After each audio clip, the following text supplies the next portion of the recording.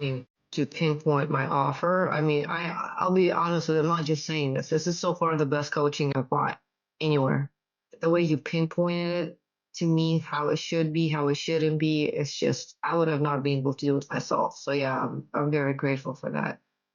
Before meeting Elijah, I was doing like 3 to 4 grand a month in kind of a freelance coaching business. I paid him about a year ago to teach me one strategy. Since then, everything has just taken off. I just launched a new offer and we did 65K in a week. And me and my business partner are now pacing between 100 and $150,000 for this month, which is just insanity. That's completely changed my life forever working with Elijah, and I am going to continue working with him for as long as he's around. So. Really like committed full body to his teachings, to his principles, and to what he had to share with the world. And it really, really worked. Really worked out. Our first event, I think, what did we do? 60K? Our first event using his method was 60, we made 60K. Yeah, in one day. and that was in one day. And our next event, which was only a couple of weeks later, we made 80K. $80,000. We closed 80K Yeah. on one day. So that was our largest month, because really that was all within 2 weeks of each other. That was our largest month that we've ever had in our business. And of course, it's not just about the money. Like, that money is representative of The people and the lives we've affected, yeah. which are way more. Like, we've enabled more people to transform their own lives because of Elijah's teachings. I didn't have to go through all these one-on-one calls. I didn't have to do any of that, like, which takes a lot of time. You know, a lot of people say no. I didn't do any of that. No phone calls. We sold to everyone in a group. Boom. Like, literally got everyone into a room, a virtual room, and then boom, $50,000 cash in my pocket later, with more coming in every single month recurring now. So was in the mastermind and he taught some like really great stuff. I used it. I made $50,000. I've never made that much money in a day. I mean, I've had very successful businesses, but I've never made that much so easily in a day. So I feel like I actually owe him more money, y'all. I'm just being honest. The techniques that he taught me, I was able to implement instantly. Elijah came and did the repitch. Did 6 figures the first day, but then he came and did a 6-figure repitch.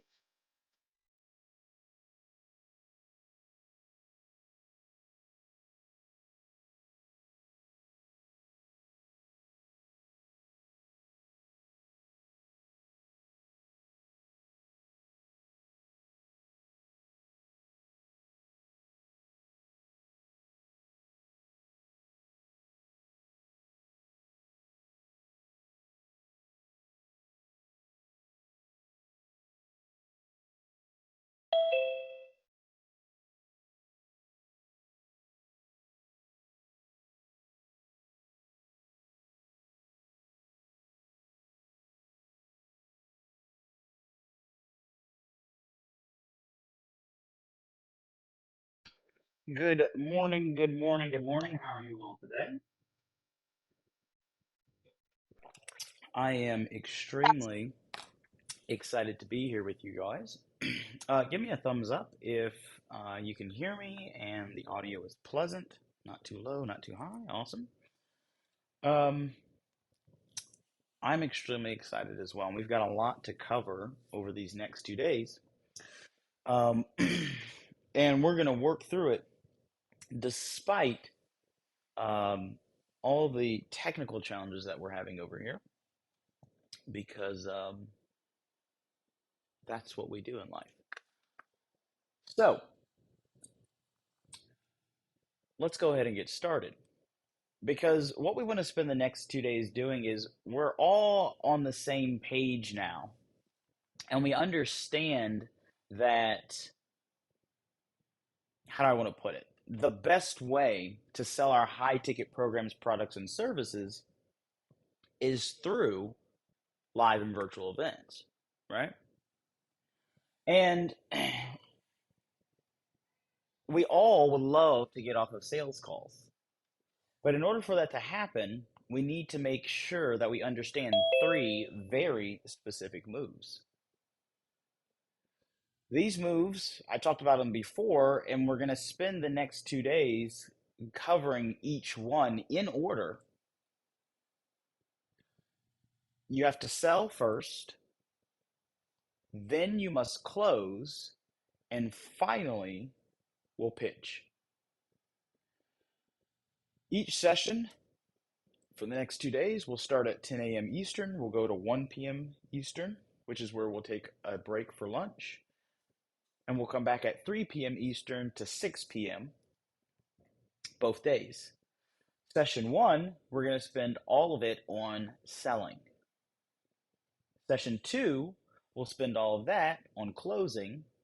Session 3 will be all on pitching. And then session 4 is where I'll fill in some other blanks and give you action steps so that you can start making money and getting results sooner rather than later. Right now, the time is, make sure this is correct, 10:06. I'm going to play one short video, and I'll tell you exactly why I play these videos after, and we'll get started for today.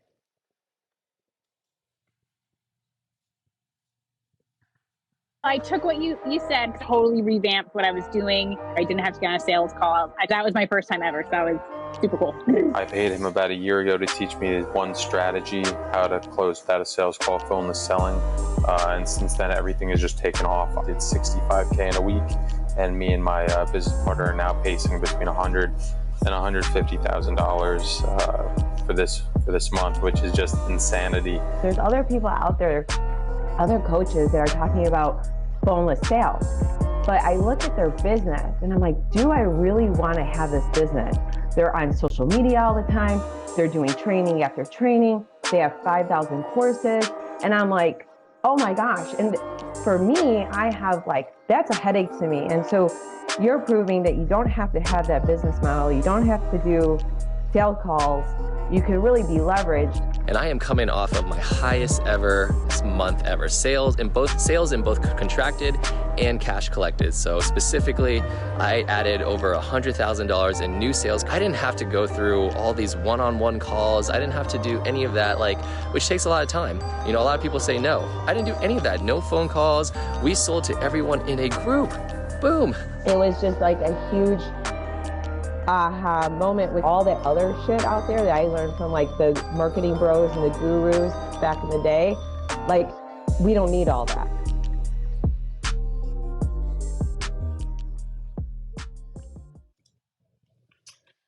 You don't need all of that. To answer your question, Brad, yes, we have recording in place. And the recordings will be up after the weekend intensive. We'll try to get them up at the end of each day, but that doesn't always happen. But they will definitely be up by the end of the weekend on Monday for you guys to go back and reference these. So let's go ahead and dive in, because we're talking about these moves, right? These 3 moves that need to happen in order for us to get the result that we desire, right? And before we can truly understand and make those moves, we have to understand the definition behind them. So session 1 is all about selling. What is selling? So I recommend you write this down. I spend probably about 70% of my time in my business sitting and thinking, and more specifically, defining words. And the reason for that, you say, Elijah, you can't define words. Oh, really? Tell me where you go to become qualified to make up the definition for words then. There is no place, right? Every year we just make up words and we add things to the dictionary. It's very important because when you define something, you can understand its purpose, right? And its purpose is everything. So let's talk about it. Selling.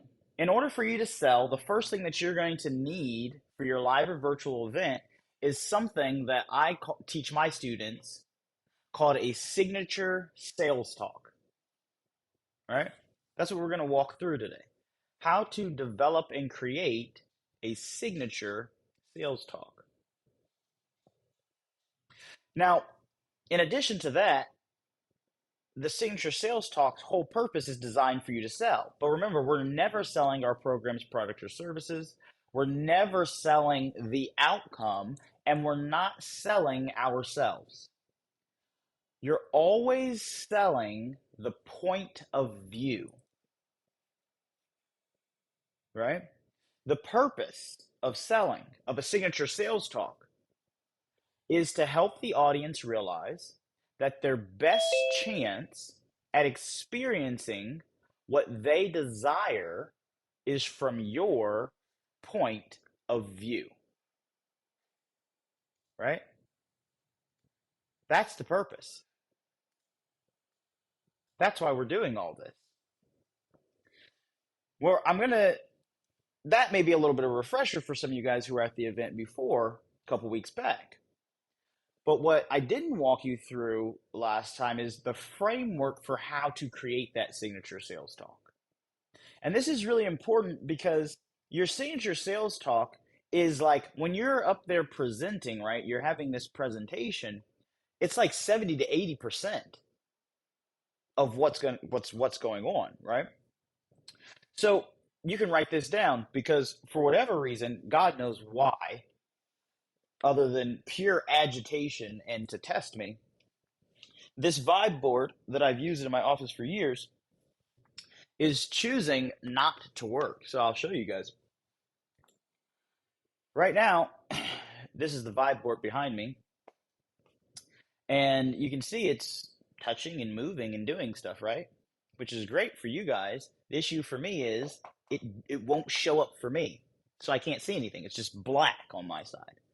And so I can see that it needs like network settings, but like I can't see anything to get us connected or not connected.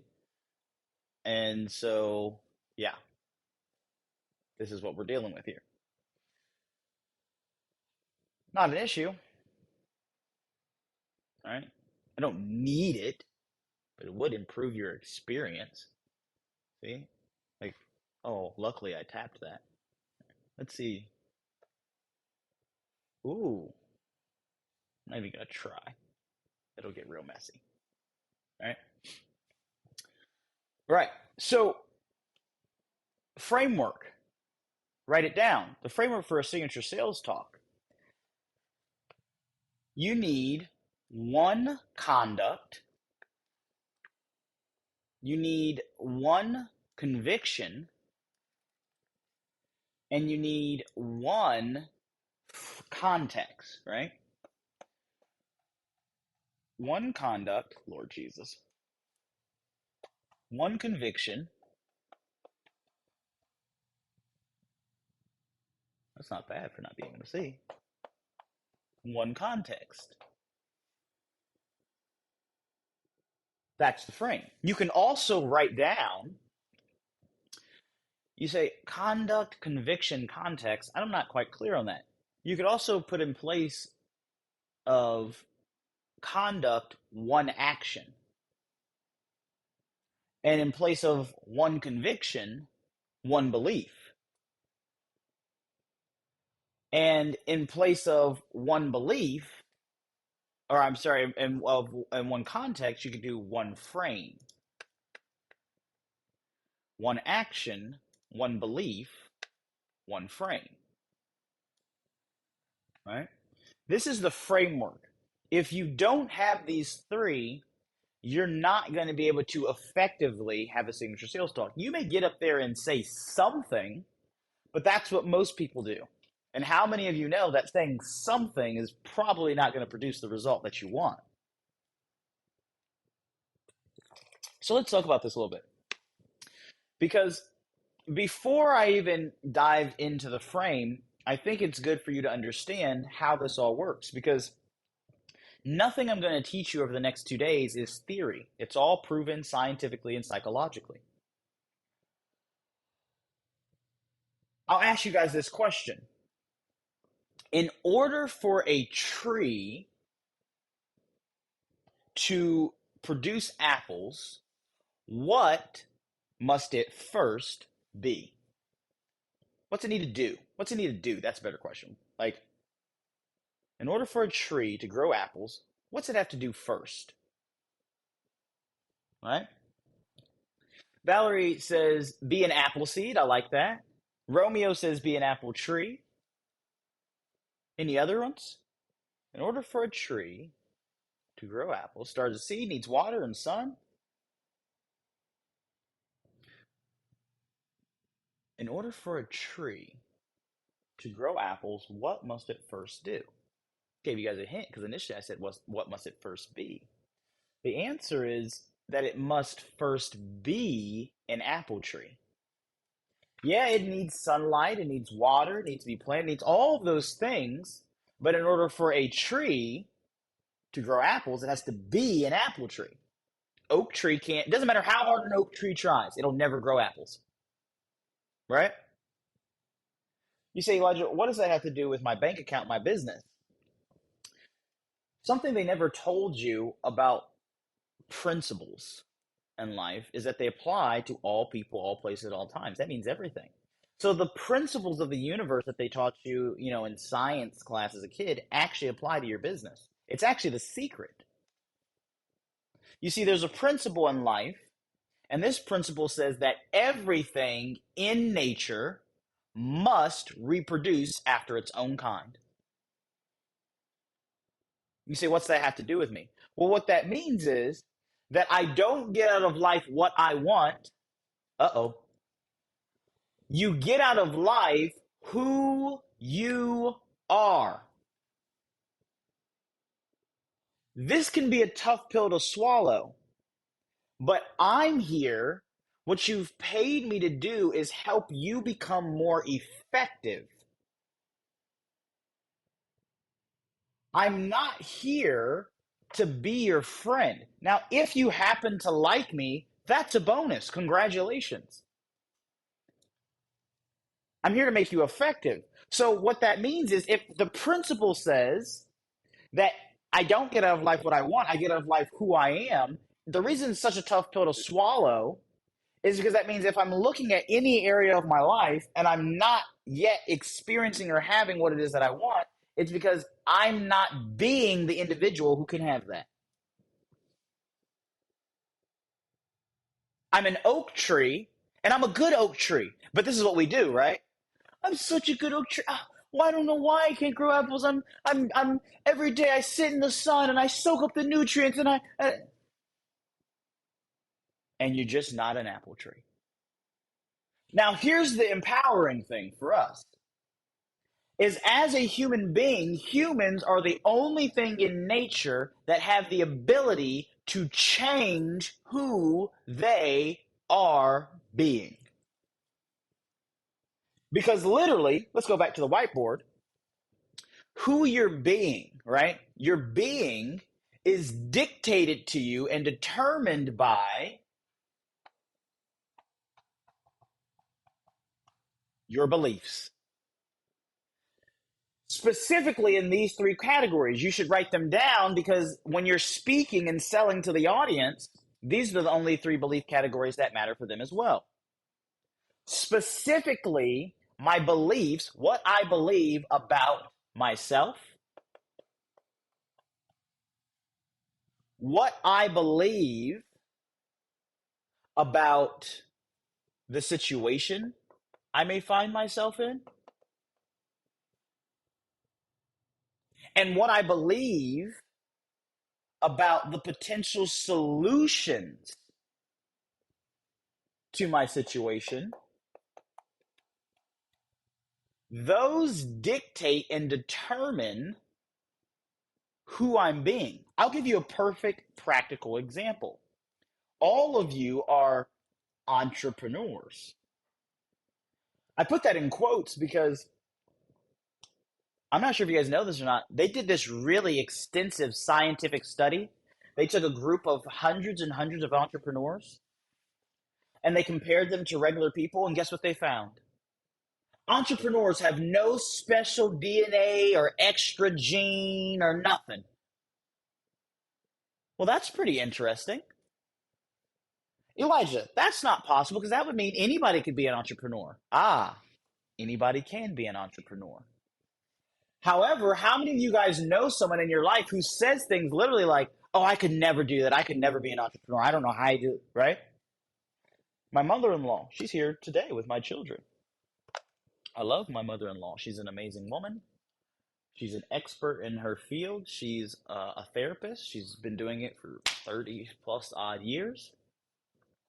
And she had the opportunity a few years back to the clinic or whatever, what's it, the office, the practice that she's been at for all these years.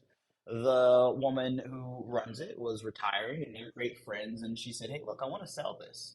And I'd love you could I want to sell it to you." Now, my mother-in-law is the highest earning therapist in this practice, right? She brings in the majority of the revenue for the business because she works the most, been there the longest, gets paid the most, et cetera, et cetera. But the way the practice works is rev share. So and my mother-in-law has the highest rev share, but it's still 60-40, right? So when this opportunity comes along, this is a few years back, I'm like, oh, if you take over this practice, your income is going to increase significantly because not only will you get your 40% back, all the other therapists in there where they have to split and it's actually greater, you're going to get that money as well. And you will be able to work less if you want, but still have more income. All right? This is a great opportunity. She doesn't want to take the opportunity. And her hesitations were, I'm not, like, how would I run it? And how am I going to know? I'm not entrepreneurial like you. Well, that's interesting. So what's happening here? This is a belief about self. You have no idea how proud I am that I circled the word myself, not being able to see it. I wish I could show you guys just this black screen I'm looking at. Makes me very excited. Anyway, right? She says, that's what she believes about herself. Well, that's interesting. Because literally, if she believes something different about herself, her entire situation, financially, time, would be completely different.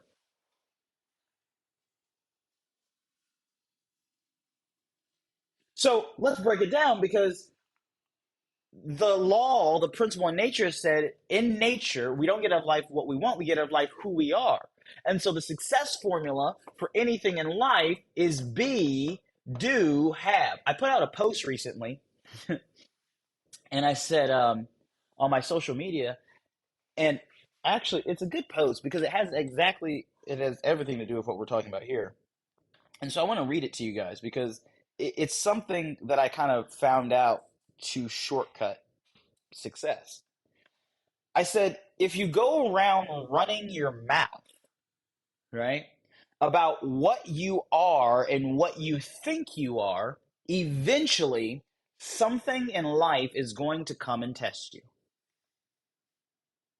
Right? I'm this, I'm this, I'm this, I'm that, I'm that, I'm that, I'm that. Keep on, right? Something in life is going to come and say, okay, let's see. That's the way life works.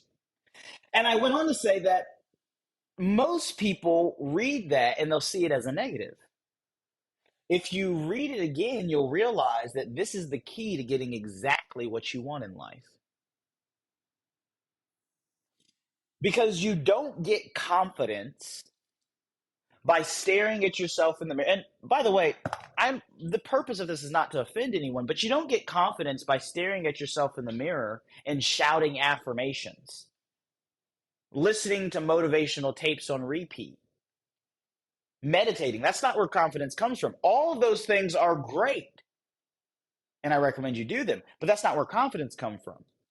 Confidence scientifically comes from you having these what we would call a reference point, right?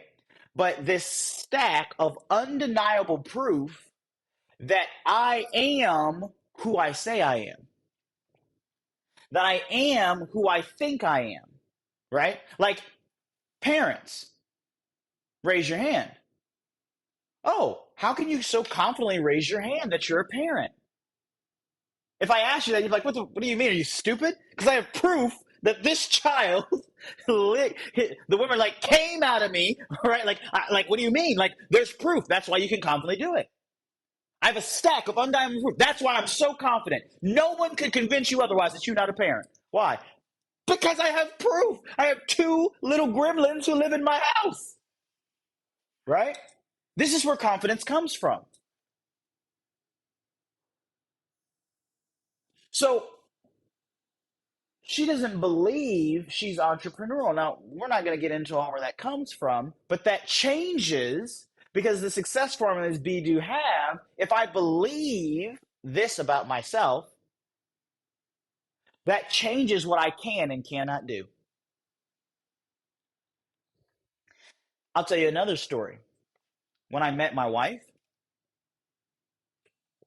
over 10 some years ago, you know what she used to tell me? Her mother, I know where she got it from because my mother-in-law says it. She told me, I can't run. I don't know how to run. I can't run. I can't run. One day I said, what do you mean that you can't run? I don't know what that means. Like, you're not physically disabled. You have working legs and you're a human adult. Of course you can run. No, I can't run. I said, okay, well, we gonna run, right? We went to the hills. No, you run, right? What she meant was her beliefs, right, about herself, the situation, and potential solutions. Now, who knows where this is linked from, right? Maybe it's because her mom used to say it. Maybe it came from she ran one time when she was younger and someone made fun of her, or it didn't look like, right? You see what I'm saying? But what happens is my beliefs about myself, about my situation, or the potential solutions. Let's say that was actually true. And you don't believe that that can be fixed or that you can teach yourself to run, you'll never run. Be, do, have. See, in order to have some stuff, I have to do some stuff. And in order to do those things, I must first be the individual who can do them. So what this has to do with our audiences and the selling, the signature sales talk, is a lot of time, energy, and effort, and a lot of sales processes and systems is on how do we convince these people to buy our stuff, right? What do I do and say to help them, like, this is a good decision? But you don't have to do that. If you understand these principles, all I have to do is help the audience become, there's that word again, become the type of person who would buy the type of offer that I have. Because if they become the type of person who would just buy that type of offer, there's nothing that I can do or say to prevent them from having it, right? Like, I'll put it this way. I'm a premium buyer, right? A lot of you guys are premium buyers too because you're here. But what a premium buyer means is that it doesn't matter where I'm at, any opportunity I have to elevate or shortcut the experience, right? Like if there's 3 ticket options, I'm always going to pick the highest one. What's in the highest one? I have no idea, but I'm always just going to pick the highest one. Why? Because I'm like, my self-perception, no, I need the highest. I don't even know the difference between them, but the lower one, I ain't trying to miss nothing. I need everything. I spent long enough in my life missing enough. From this point forward, everything, I just give it all to me. What's in it? I don't know. Right? Airplane, like, it doesn't matter. That's a premium buyer. Where does that come from? My belief of myself, who or what I think or perceive I am, what I deserve. So I don't have to be sold on premium experiences. As soon as someone finds, there's one, like when we go to Disney, I take my kids to Disney World. We go to Disney World every month for a week, right? Yes, my children are 3 and 1, and they've spent majority of their lives in Disney World because every month for a week I take them to Disney World. We always get all the fast lane and fast passing, all that, right? If there's a room that has, what's that thing called? The concierge club, whatever, that stuff that they do up there. I don't know, all the bougie stuff my wife and kids like. They're spoiled and bougie, right? We do it. Why? What comes with it? I don't know. But I don't want to not have it, right? This is what we're trying to do with the audience. If I help you become, here's another more practical example. We saw this. Let me pick something that's not as controversial. What's not controversial? Oh, abortions. Okay. That's not controversial. So, right, let's take this. Doesn't matter what side you're on, right? Be, do, have, right? The type of person. If you're the type of person who believes that abortion is a part of healthcare and X, Y, and Z, right? You're going to do and not do certain things, correct? And if you're the type of person who doesn't believe it's healthcare and you think it's against maybe moral or religion, you're also going to do and not do certain things. No one has to convince you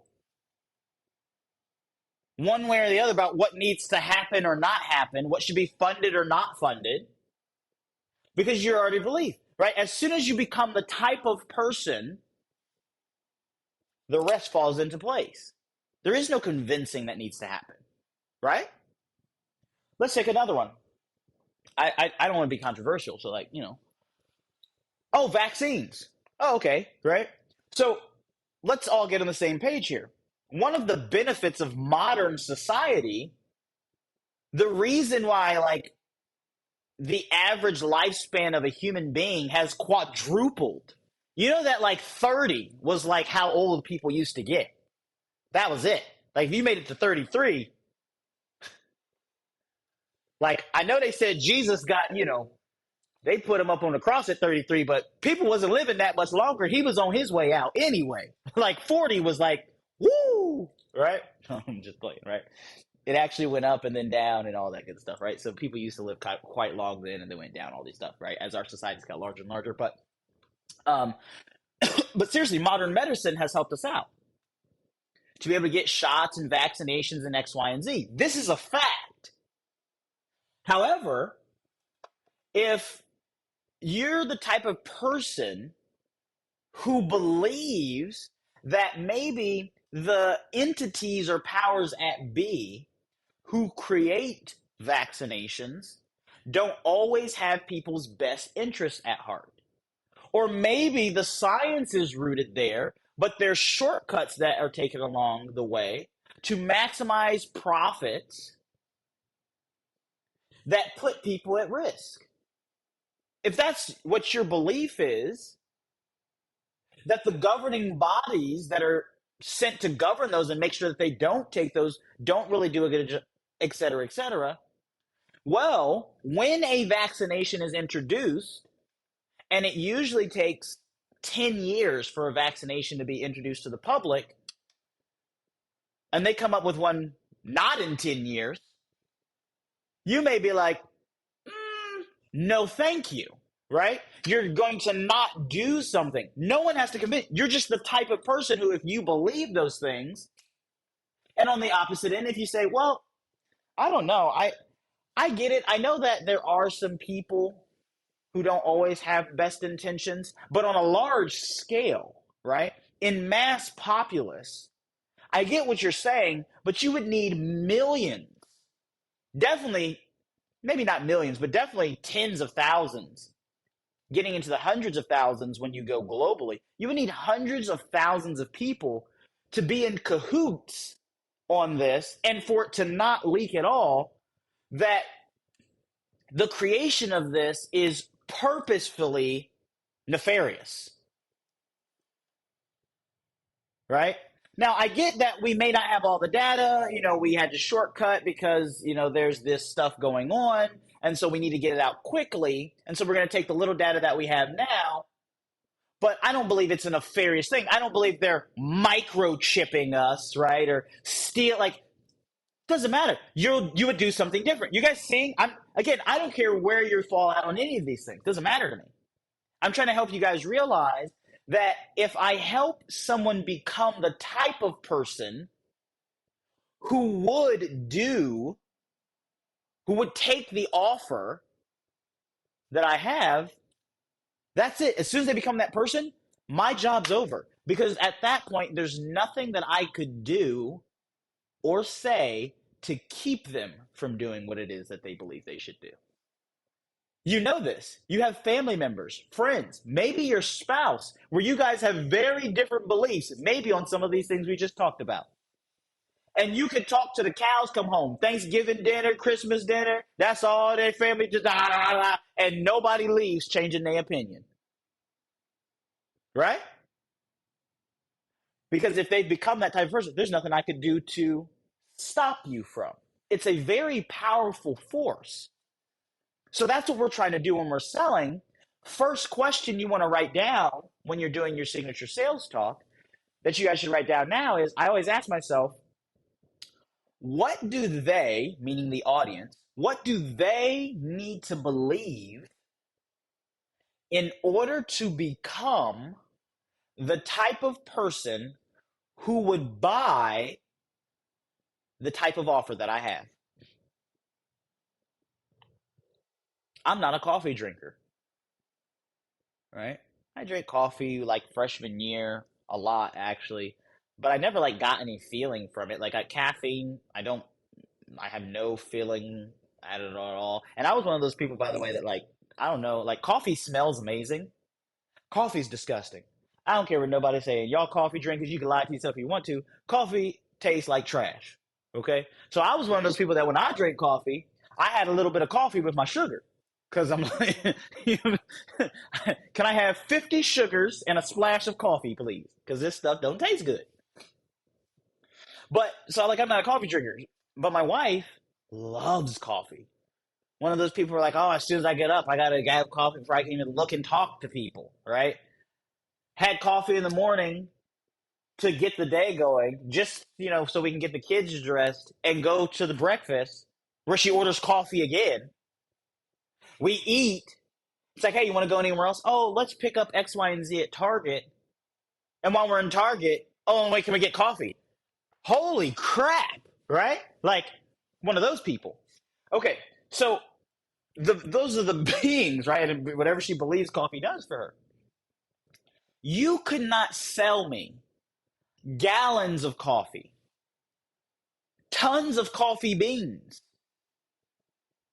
if you told me I couldn't sell the coffee beans. Because I'll sell the coffee beans to some addicts real quick. But if you told me I just had to consume it, you couldn't sell them to me for a penny.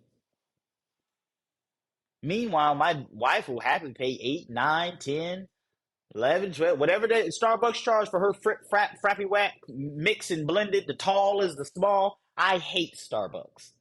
I hate that place. How's a tall a small? That does not make any sense. What size do you want? Can she have just a small? Do you mean a tall? No, a small.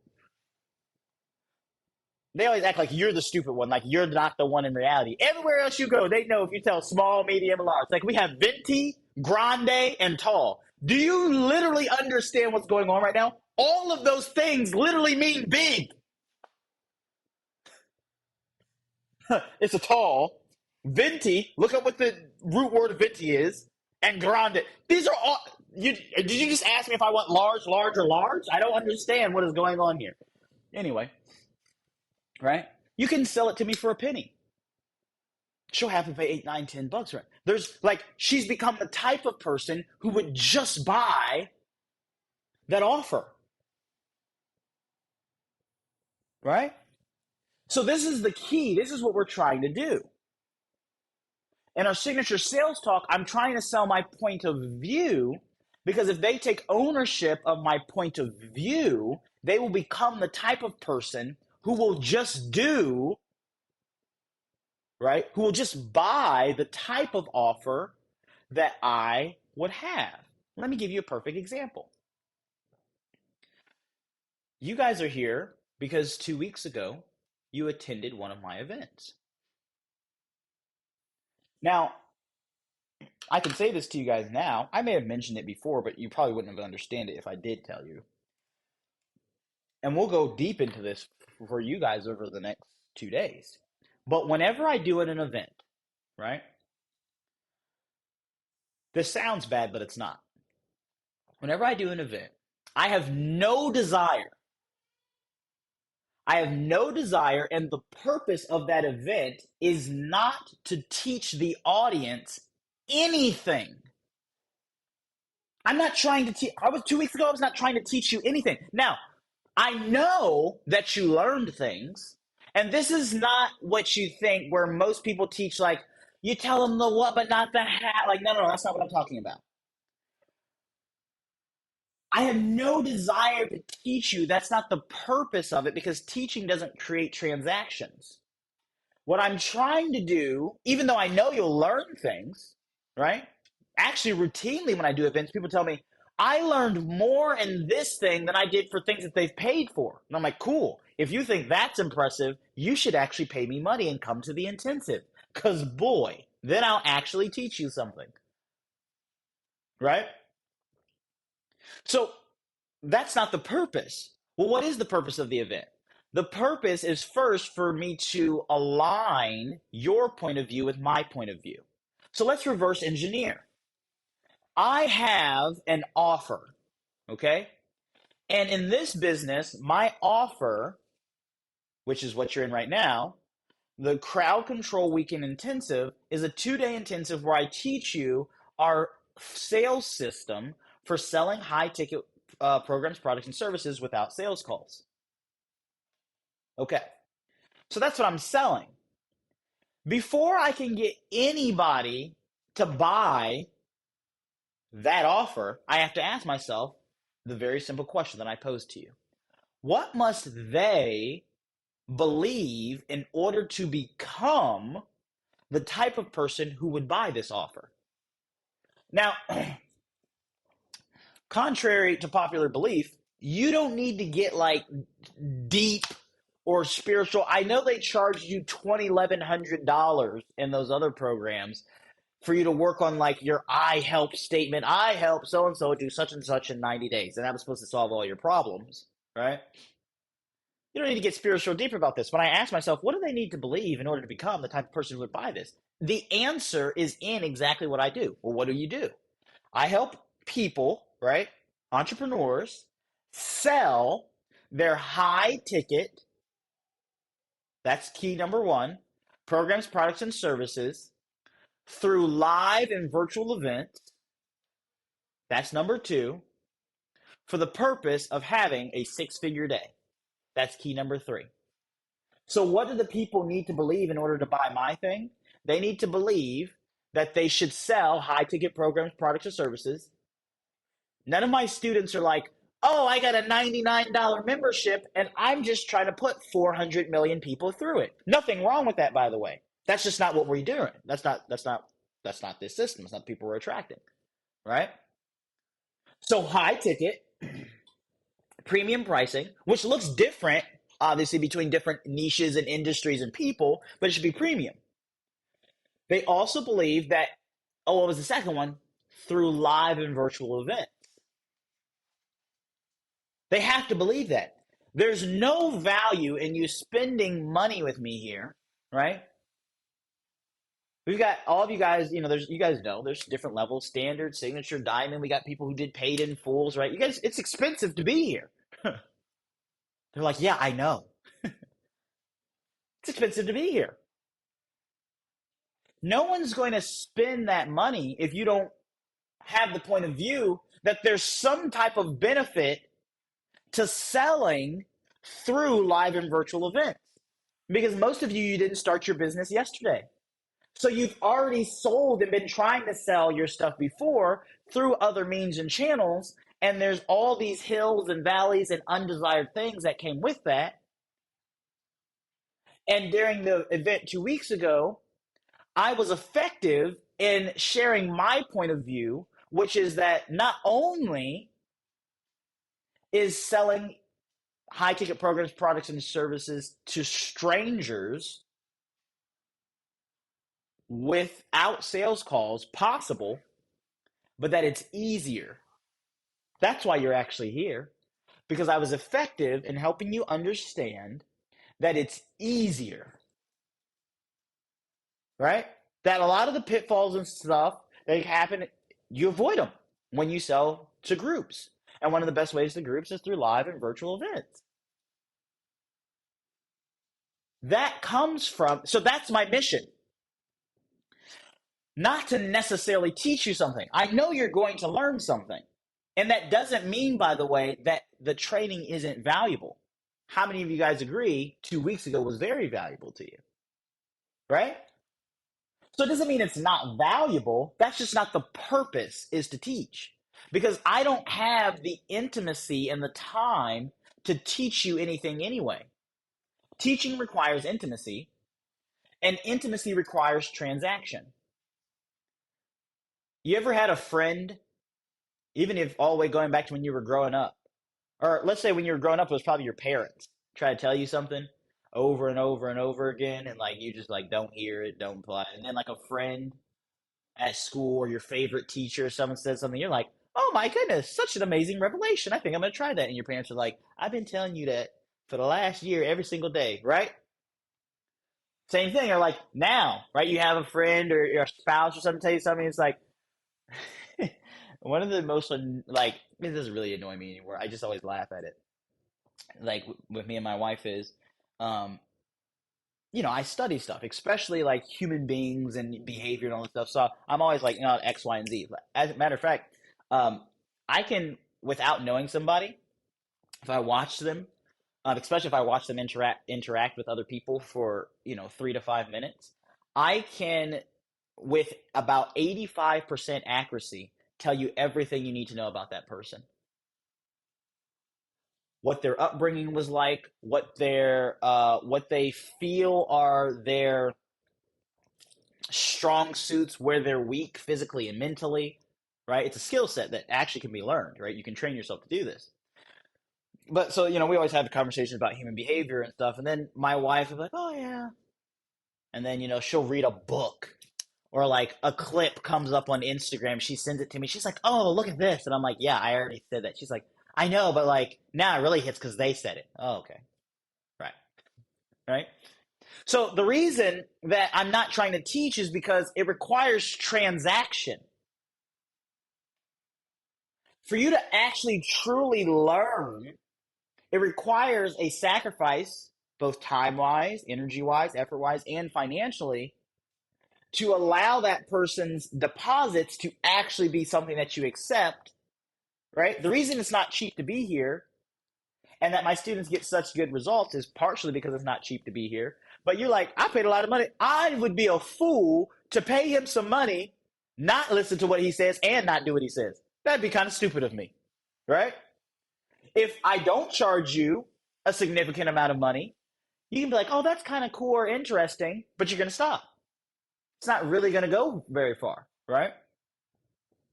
So that's what my purpose is. My purpose when I do the event is, how can I get them to have my same point of view? Because if they are viewing, Valerie said that would be a donation. That's true, right?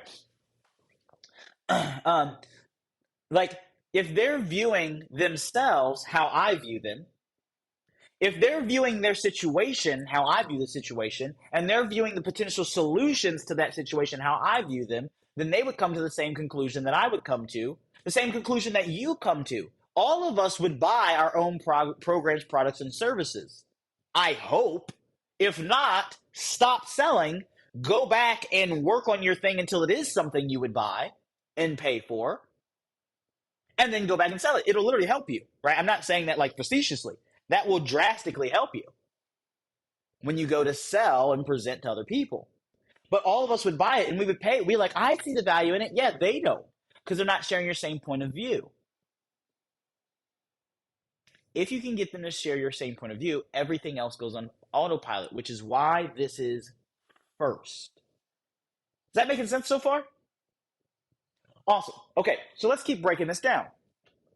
So that's what I asked myself, is what do they need to believe in order to become the type of people who would just buy. So I told you they need to believe that high ticket, they need to believe that live and virtual events is the best way to sell. And I also added in there for the purpose of having a 6-figure day. One of the things we talked about 2 weeks ago significantly too was money. And how not only should you have a lot of money, right? You know, one of my favorite things that they program into people is like, oh, I'm not that greedy. I don't want that much money. I'm not that greedy. Like, by somehow you having a lot of money hurts somebody else. It's not the way money works. Um, like they even teach them. They teach you this in school, right? Or just society in general. Like, oh, like the economy is like a pie, right? This is how they teach you how money's like a pie. No, it's not. Because that would mean that if I get this slice, there's less for everyone else. That's not how money works. Literally, it's not. But this is what you're programmed to believe. Get your piece of the pie. So you feel like, oh, well, I don't want to take that much because if I take that much, right? Like if you're at someone's birthday party and you just take half the cake, you've literally taken half the cake from everyone else. But that's not how finances work. That's not how money works. Because money is a representation of value, so it doesn't have any. We literally just print it. You can't be like, oh, I deposited too much value into the world today. What? That would look like you walking around. You're like, hey, Elijah. And I'm like, and you're like, what are you doing? I'm like, I don't want to take that much that much oxygen from everyone else. You're like, have you lost your mind? You breathing in oxygen doesn't rob the next person next to you, and now you can't have oxygen. Like, right? But that's what they teach money-wise. So, like, one of the beliefs is, or one of the results of this system is you're going to make a lot of money quickly. A lot of money is also relative. It'll change. Me and my wife were just talking about this. My business consistently has 6-figure days. 6 figures in a day is not a lot of money to us anymore. Now, that doesn't mean that I don't understand that that's a result that most people don't produce and that I'm fortunate to be able to produce that result. It's just not a lot. It doesn't seem like a lot anymore, right? That's called the curse of knowledge, by the way. The curse of knowledge basically says that once I know how to do something, it loses some value because you know how to do it. So it just becomes the norm for you. This happens in relationships, right? Especially my married people. Y'all know this. Remember when you met your spouse and you were so infatuated with them?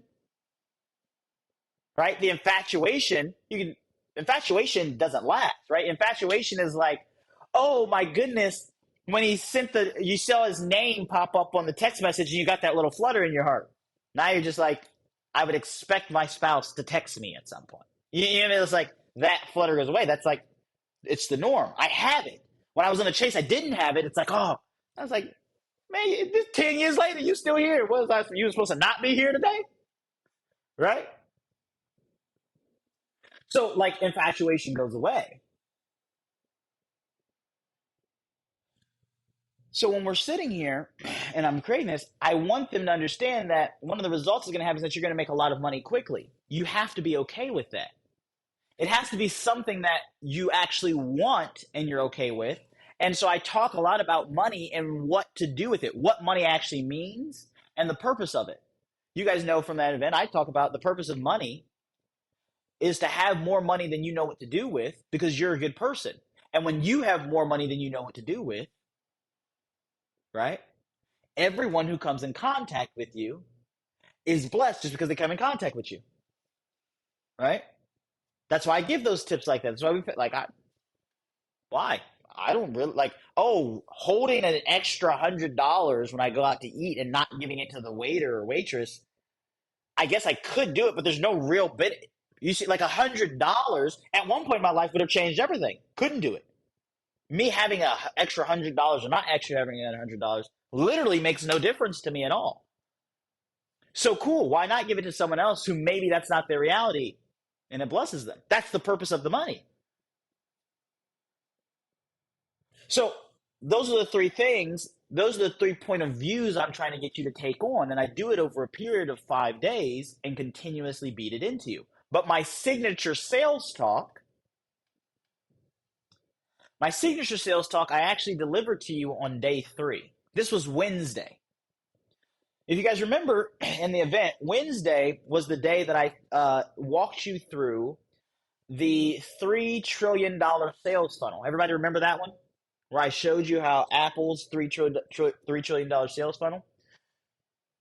Well, this is really important because I'm going to break down this signature sales talk. And by the way, you guys will have the recordings to go back and watch my signature sales talk, and this will make even more sense on what I'm doing here, right? So that you can model some of these things for your own signature sales talk.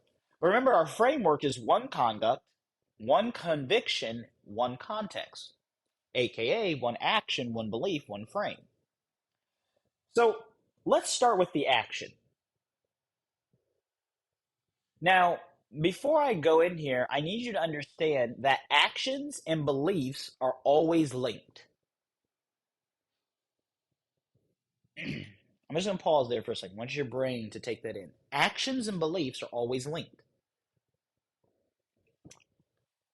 You don't take any action. Let's give you an example of religion. So, for instance, I'll share my personal belief. Like, I believe in God, right? Meaning, I believe that there's some higher life form. I don't believe that we understand it the way that people think we do, right? I don't think we have all the answers, but I believe that a higher life form, higher than us at least, created this, right? It's just my belief.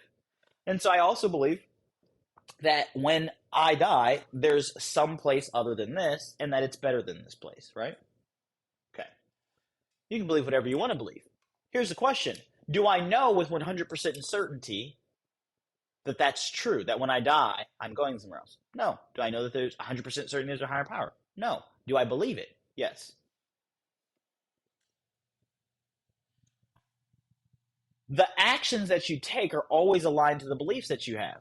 For instance, imagine you see me walk into a room and I sit down on a chair. And as I put my weight on the chair just fully collapses under me because it can't hold my weight. Right? So then I get up, I dust myself off, and I say, oh. And I say, here, you can go ahead and sit there. Are any of y'all about to sit in that chair? No. Why not? Because you don't believe it can hold you, right? You're like, dude, I literally just saw it. As soon as you put weight in it, it collapsed. I don't believe that chair can hold weight effectively. Like something's clearly wrong with that chair. This belief that the chair cannot hold you would literally prevent you from sitting in the chair, right? Think about how we sit in chairs, okay? There's a chair here. I believe that it can support my weight. You just kind of plop down your weight on it because you believe it can hold it. If you don't believe that, you literally can't take that action that I just did because actions and beliefs are always linked. So when I'm starting the signature sales talk, I first have to figure out what action do I want them to take. Now, sometimes this can be, oh, I want them to buy. But remember, our signature sales talk is all about the point of view. So I never really focus on the action I want them to take is buying here. I prefer to focus on, oh, the action is, for instance, the purpose of my signature sales talk, the action I want to happen at the end of it, when I walk you guys through the Apple piece, is I want you to attempt to sell your high ticket programs, products, and services through live and virtual events. That's the purpose. That's the action I want you to take. At the end of that presentation, I want you to be like, oh my goodness, this makes so much sense that live and virtual events would be the way to do this. Okay, I'm going to try to implement this in my business. That's the action. Right?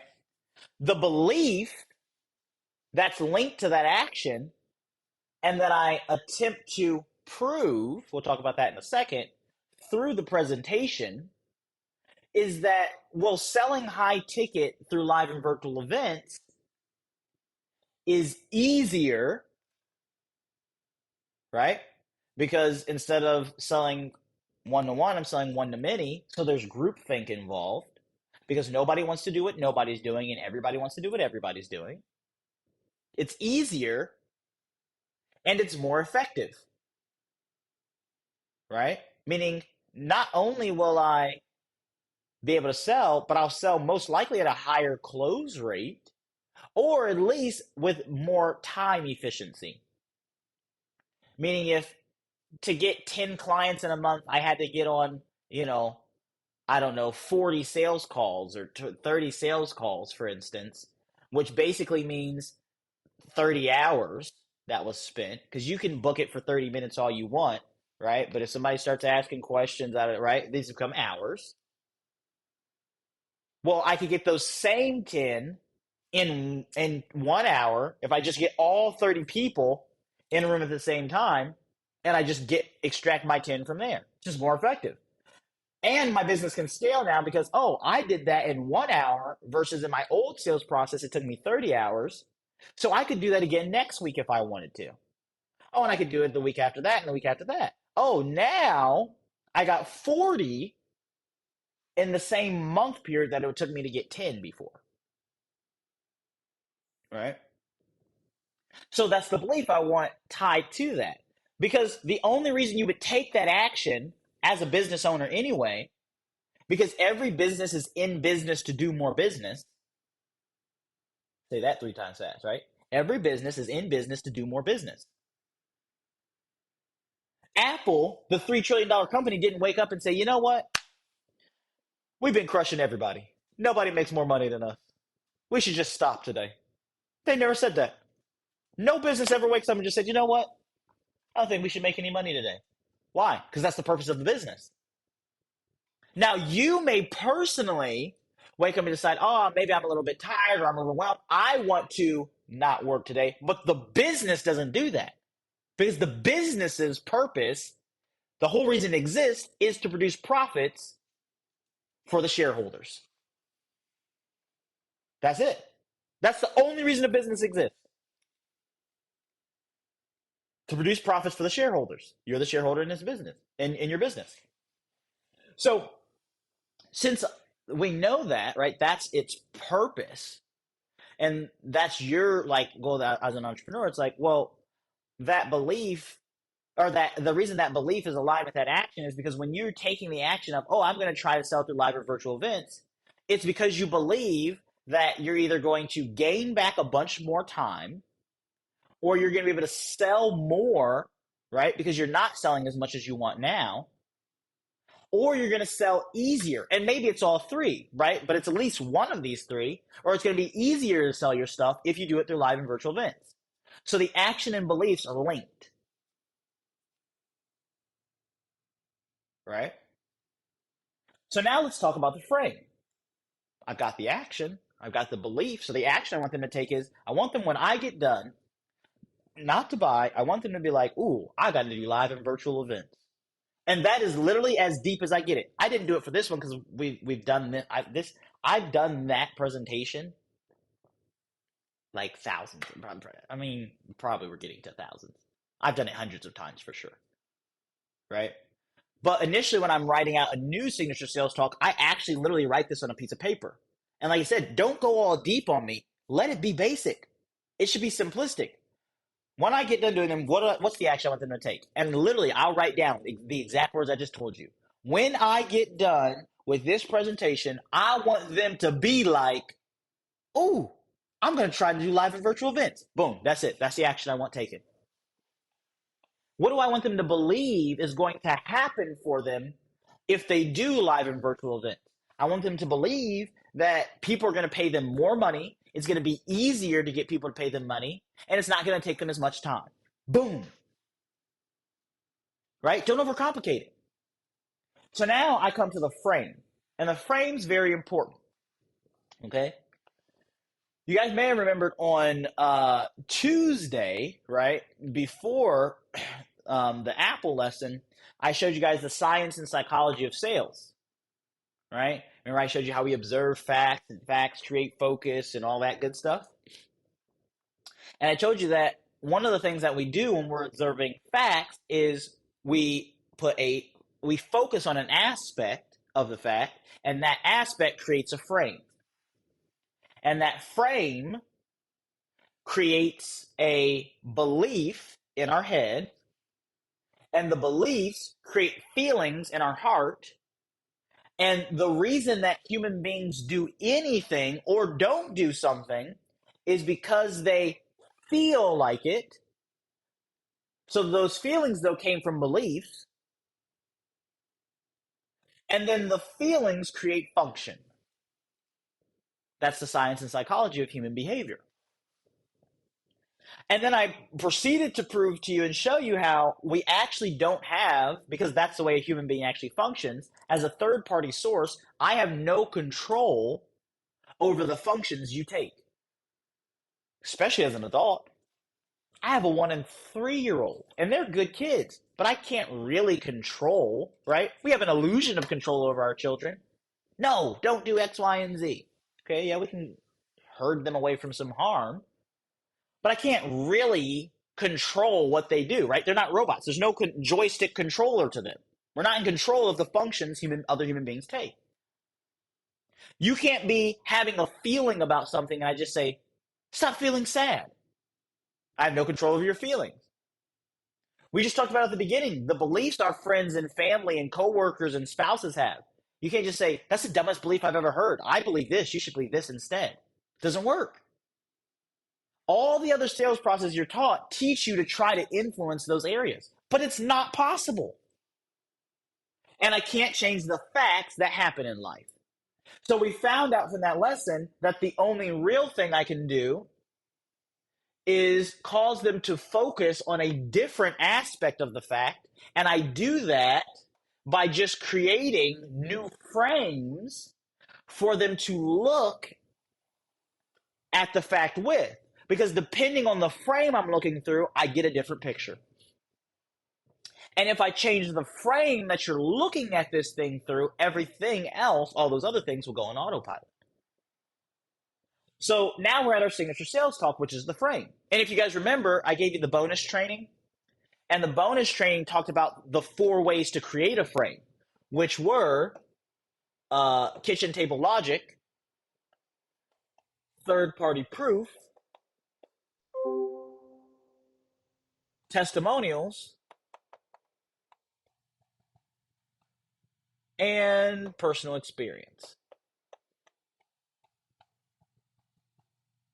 Boom. Right? So, you may be asking and wondering, all right, Elijah, I'm here because I know that live and virtual events is, but what do I say up there?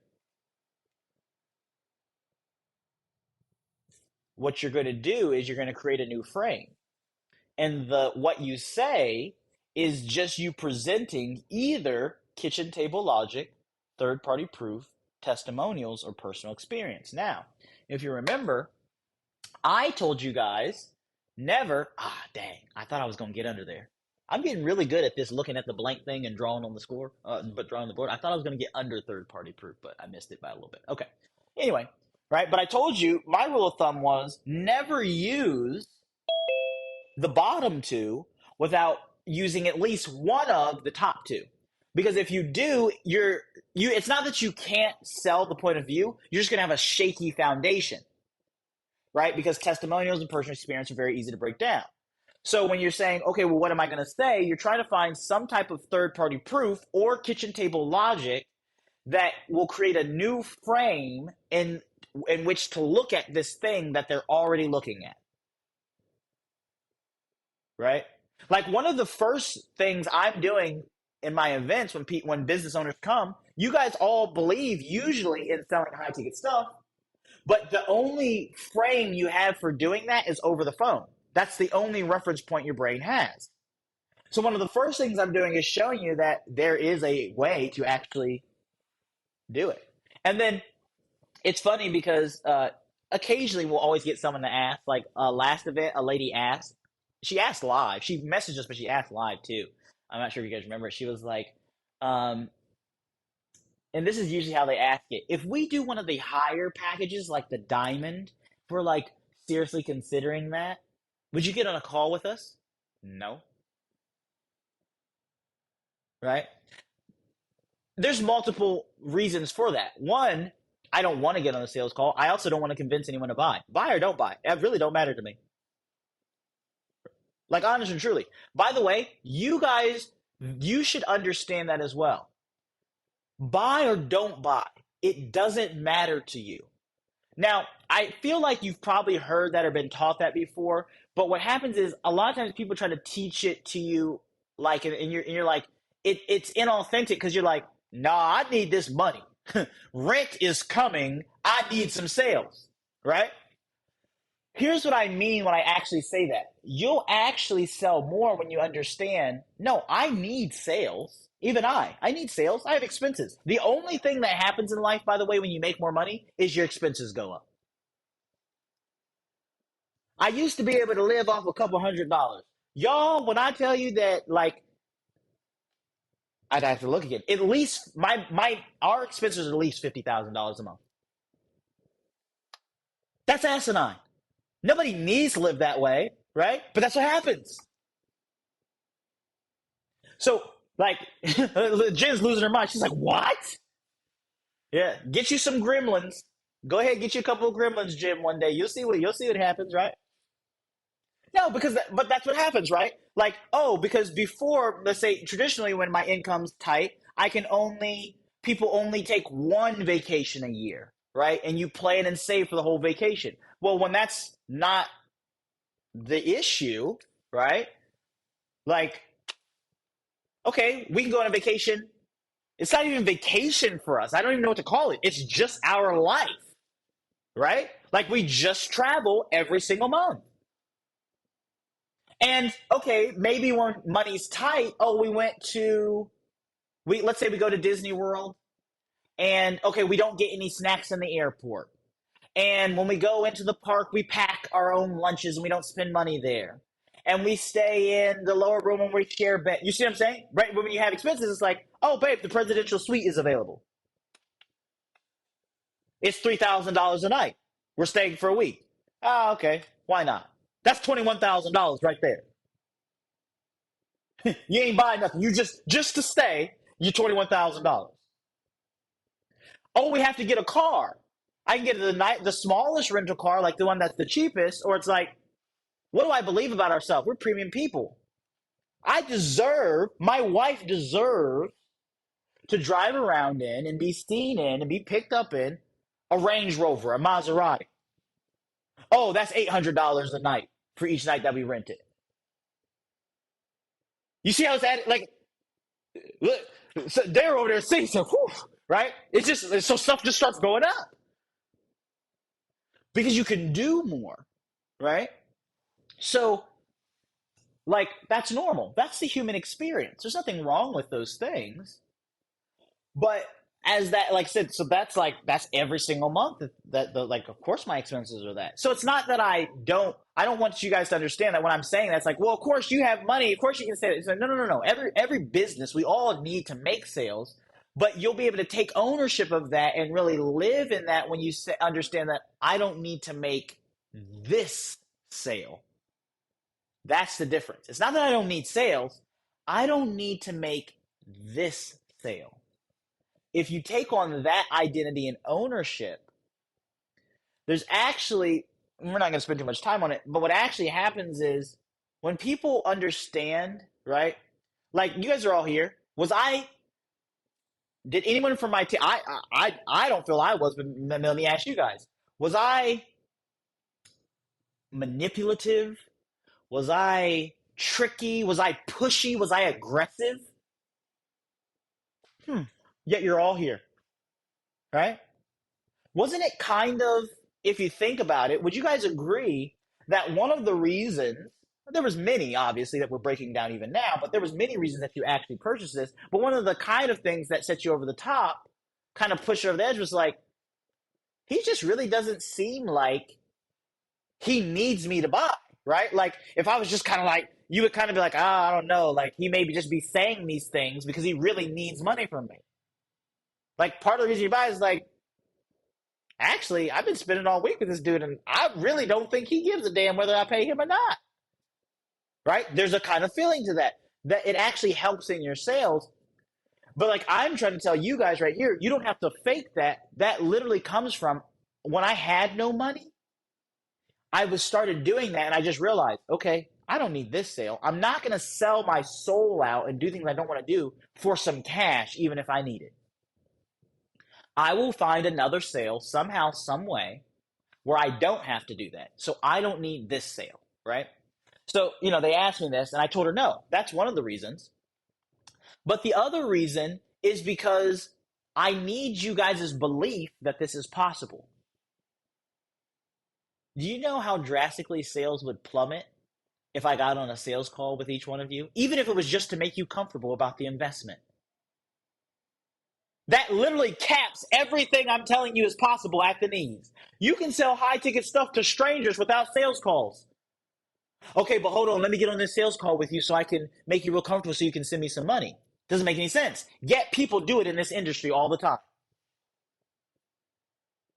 You know what I mean? People I've seen get on the phone. Right, exactly. Exactly, Valerie. Get on the phone for phone sales calls. But people do this. The best thing is VSL funnels, book or automated webinar funnels. Get on our VSL. Here's our book a call. I'm like, wait, what? You didn't send them to a webinar to sell them on webinars? Low ticket is the best way. Let me show you how to build a low ticket membership in my high ticket program. What? Like, they do this. It doesn't make any sense. Every time I see these people, I'm like, I'm not buying from you. Clearly it don't work. You ever see? I'm gonna stop. I'm gonna get myself in trouble. Oh, I can't be canceled. I work for myself. Okay, right? You ever see these people out here? I've been doing this for over a decade. For some of the biggest names, everything's not what it appears. Don't be focused on other people. Half them people that walk across that stage and hold that plaque and say, I'm at comma club what, are literally broke. I just saw a dude at the gym who goes to my gym. He lives in the city yesterday, actually. He was at one of these big events where all these big names, and a lot of you guys know, were there. And he was like, he said he took his wife. It was a multi-day event, and it was at a resort. So a lot of the people brought their families. And he was like, and so, we were in this dude's house, and we were all done. It was a great time. He said, and I met up with my wife later. And he said, you told me that, and I thought, oh, Elijah's just, being funny and facetious. I told him kind of what I'm telling you guys, a while back. And he said, and my wife was telling me about the conversation that the wives were having. And she said, one of the wives said, we have $534 in our bank account. I said, I'm not gonna say his name. I said, yeah, I know. I don't get up here and tell you guys things I don't know. What are you saying? Like, I'm just telling you, stop focusing on other people's stuff. This game of entrepreneurship, it's all smoke and mirrors, right? Like, there's a Drake line. He's a rap artist, right? And I love it because it depicts what my experience is in entrepreneurship especially the influencer guru space. He says, the line goes, it's all lies and it's all filthy. 2% of us are rich and the rest all milk it. And that is 100% true in this. And no, I'm serious. Do not, you get depressed and down and feel like you're behind, and they're broke. They are faking it. There's literally 2% of us who actually have things going on, and the rest are just faking it. The blind leading the blind. You don't want that. Me and Jen were just talking about that. I was sending Jen a message about some things, you don't, and I know they'll turn around and say, "Oh, you should," and they do it with so much bravado, and I'm like, "Hold on, your team is suing you. You ain't paid them in 6 months. What are you talking about?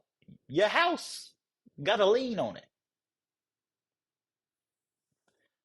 And that's fine. Everyone's situation is a situation. I'm just saying you don't have to fake it. Because so much of sales is taught for people to fake it. You don't need to fake it. This system's not about you faking it. I get these business coaches tell me, "Oh," I'm like, what do you do?" I help businesses get a whole bunch of new leads, more leads than they know what to do with. I'm like, okay, cool. That's awesome. You start working with them. their number one issue in their business is leads. Why don't you just use the literal system that you supposedly help other people with? Like that's what this system has become. When I tell you I have credit coaches, I help people get credit, get their finances right, get their credit. They can't get approved for credit because they have for financing because they have horrible credit. What? Guys, you're violating the natural principles of life. Be, do, have. You don't get out of life what you want. You get out of life who you are. And if it will work on and fix these things here, whoosh, right? So the frame, that's what we're creating. This third-party proof or kitchen table logic is what we want to use first. The way I like to present this and kind of get you guys to take ownership of this is, and I always say this to every group of new students, if there was ever like a trial lawyer who just wakes up one day and says, I'm tired of being a trial lawyer, I want to go into entrepreneurship and I'm going to sell high ticket stuff, and they became a student of mine, I could have them having billion-dollar days. Because trial lawyers have this skill set down packed. Because one of the best ways to think about what we're actually doing is, so you have your point of view, right? And the audience has their point of view. Just like in a trial, there's the jury, and the defense has a point of view, right? And the prosecutors have a point of view. Now, here's what's gangster about this is, you've ever watched there's like all these documentaries on Netflix and stuff on like high profile. You ever seen like the defense and the prosecution both take the same piece of evidence and use it to support their point of view? Right? That's what we're doing here. So this may actually help you. That's how I actually view it and prep for it. All I'm really doing, right? All I'm really doing here is I'm going to trial, and the audience, you guys 2 weeks ago, were the jury, right? And so all I'm doing over this 5-day trial is presenting my pieces of evidence, right? So that you can take my point of view. Because I'm not sure if you guys know this or not, one of the things, like, especially in a criminal lawyer would usually tell their, like, high profile, they always tell the cases, we don't care if you did it or not. They don't take on clients because they believe they're innocent. And they usually tell them, because of attorney-client privilege, tell me if you did. Because it helps them start framing certain things, right? They don't have to, but it can help the high-profile ones for sure. Right? I would not tell a public defender that because you'll end up in jail real quick. He does not care. He gets paid to push numbers through cases-wise. Right? But the ones which you're paying the retainers, and they get paid out based on the outcome, they want to know. They don't care if you're innocent or not. They're looking for, how can I take certain aspects of the story and the evidence, the facts, because the facts of the case can't change, right? How do we take the facts, and how do we get the jury to focus on an aspect of the fact? Right? How do I frame to get them? So I'll give you a perfect case. You guys know the story of O.J. Simpson. All right. So, guys, I think we're far enough years away from this now. We can all comfortably sit here and say, we know O.J. killed them people. Man, don't nobody believe O.J. didn't kill them people. We know O.J. killed them people. O.J. got away with murder. Right? But how did he get away with murder? You guys remember that one of the fatal mistakes that the prosecution made during that trial was they put too much emphasis, too much foundation of their case on one piece of evidence. What was the evidence? The glove, right? Once they did that, the defense realized all we have to do, now they, obviously we're summing up a long case, but all we really have to do is, if this is one of the lead pieces, is get the jury to believe and understand, to focus on a different aspect. This glove that they're saying was used to do X, Y, and Z doesn't fit on his hand. So all they literally do, and right, it was the turning point, was when they gave him the glove and OJ tries to put it on stand in front of camera, and the jury can it can't fit over his hand. And then Valerie just said it. That's why I said they're so good at this. They didn't get paid enough. That's the most gangster line ever. Just turn around. He said, if the glove don't fit, you must have quit. That's all. That's all they could think about. The jurors went in there, and it was like they kept all these other points of the case. They were like, it points that he did it, but then they just kept coming back to. But also, they were saying the glove, and if the glove don't fit, I guess we got to acquit. And so he walks off. That's all we're doing here. Point of view. If you're seeing the same thing, if your audience is seeing this thing the same way you're seeing this thing, everything else goes on autopilot. That's what we're doing. So your frame, right? Your frame is the kitchen table logic, the third-party proof, personal experience testimonials. So let me just break this down. Let me make sure I'm doing good on time, because I'm going to give you guys an example of this. Oh, we're doing great on time. Okay. So let me break this down for you. So let's go back to my Apple presentation, right? Because I want you guys to fully have an understanding of like what to, how, I guess like what to say, right? There's a lot of, and understandably so, there's a lot of, feelings and emphasis on that. So let me just switch here real quick. So how many of you guys remember this screen? I start this lesson basically talking about how, well, before that, I usually start here talking about how one of the reasons my business was personally stuck, right, was because I was trying to solve these problems in my business, but I was focused on the wrong side of the equation, right? You guys remember when I started telling you guys about this? And then I went and I switched and I tell you guys about PEMDAS, right? And PEMDAS is something, right? By the way, PEMDAS, this example when I give it to you, is an example of kitchen table logic or third-party proof, right? It's most likely third-party proof for most people because most people remember being taught PEMDAS. Please excuse my dear Aunt Sally, right?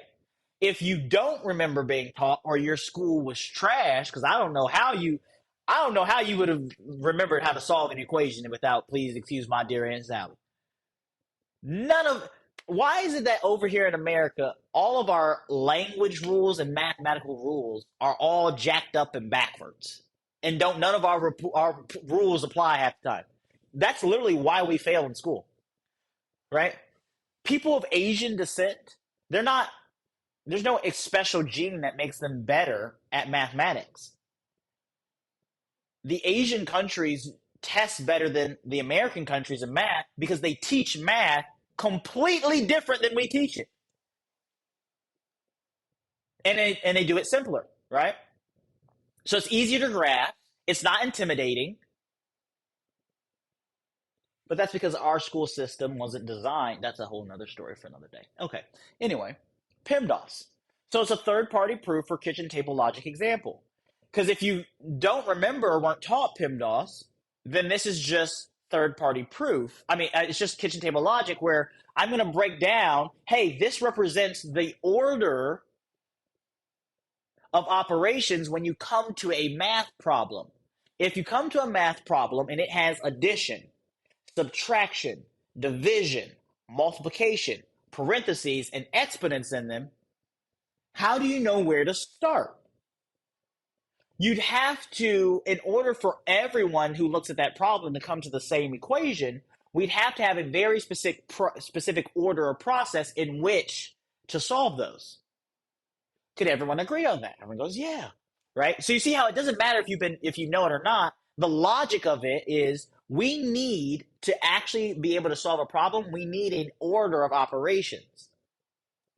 So I'm using this example. I'm telling you guys about this. Now, I kind of do it in story format, right? By the way, everything that I say and said is true. Unfortunately, it needs to be said, never lie to your audience. Never. There's people who teach that. Never lie. I've never lied to you guys. I will never lie to you guys. Don't do it. Because the only thing you really have anyway is your credibility. What they have to believe that everything you're saying is true, or the whole thing falls apart anyway. So if you get caught lying at any point, everything falls apart. I never lie in front of the audience. So when I'm telling you guys the story of me sitting in my office and I'm having a coaching with my session with myself, that's real. When I'm sitting here and reminded of PEMDAS, that's real. Now, I may add dramatization to the story for dramatic effect, like when I said to myself, self, and myself said, right? Like, that's to be silly. But I was sitting there with myself, right, trying to figure this thing out. But that doesn't change the facts of the story. You see what I'm saying? So you can be entertaining. If I was just like, I was sitting in my office and I was like so unsure of what to do. You see what I'm saying? It doesn't hit the same. So you can be, right? I'm flowing through it. So I'm like, yo, remember PIMDOS? Right? Please excuse my dearness. Okay. So PIMDOS was this acronym. So I start telling this. And parentheses first, exponents next, multiplication, then division, after that addition. Finally, you come to subtraction. The reason I start telling you guys that is why? Because what I'm actually doing is I'm starting to create a frame, right? So I've got this first box here. And I proceed after I tell you this is that the reason you're not experiencing the result that you want in your business is because you have problems in your business that you've been trying to solve. Or am I wrong? Y'all just not trying to solve none of the problems in your business? You just don't care? They say, no, Elijah, I'm trying to solve my problems. I say, okay, so you got problems that you've been trying to solve in your business, and you're doing 100% of what you know how to do to solve those problems. Or stop me when I'm lying. They say, no, I'm doing everything I know how to do to try to stop the problems. I said, see, I found out that the issue in my business was the reason I couldn't solve the problems, and then I take it specifically to the income problem, the wealth equation, as I call it. The reason I couldn't solve the wealth equation in my business was because I was focusing on the wrong side of the math problem. And as we learned from PIMDOS, is that if you focus on the wrong side of the equation, if you answer and solve the wrong side of the math problem first, you will always, what's that word? Always. What's that word? Always. You will always end up with the wrong answer. Boom. I just created a frame. Now, everything I said is true, but what happens? I've just framed why you haven't been getting results in your business this whole time. And it's like, that makes so much sense. It makes so much sense because it's kitchen table logic. The logic of it is so elementary and so simple that it's irrefutable. Like, no one can argue with the fact that if you come to any problem in life, but you focus on the wrong side of the problem, you're not going to solve the problem. That would be like, you ever had like your sink clog up, right? Because, especially ladies, your hair be down in the drain or something. That would be like your bathtub or your sink is clogged with some hair. And instead of like trying to go down in the drain and like unclog it, you up there in the faucet like, man, something must be wrong with this water. You done changed the knobs on the sink. You done changed the shower head. You done everything but unclog the drain. That's focusing on the wrong side of the problem. You're trying, you just focus on the wrong side of it. The problem in that part is not the water coming out of the shower head, not the water coming out of the faucet. It's the drain. So the logic of that is irrefutable. So the brain goes, okay, that makes so much sense.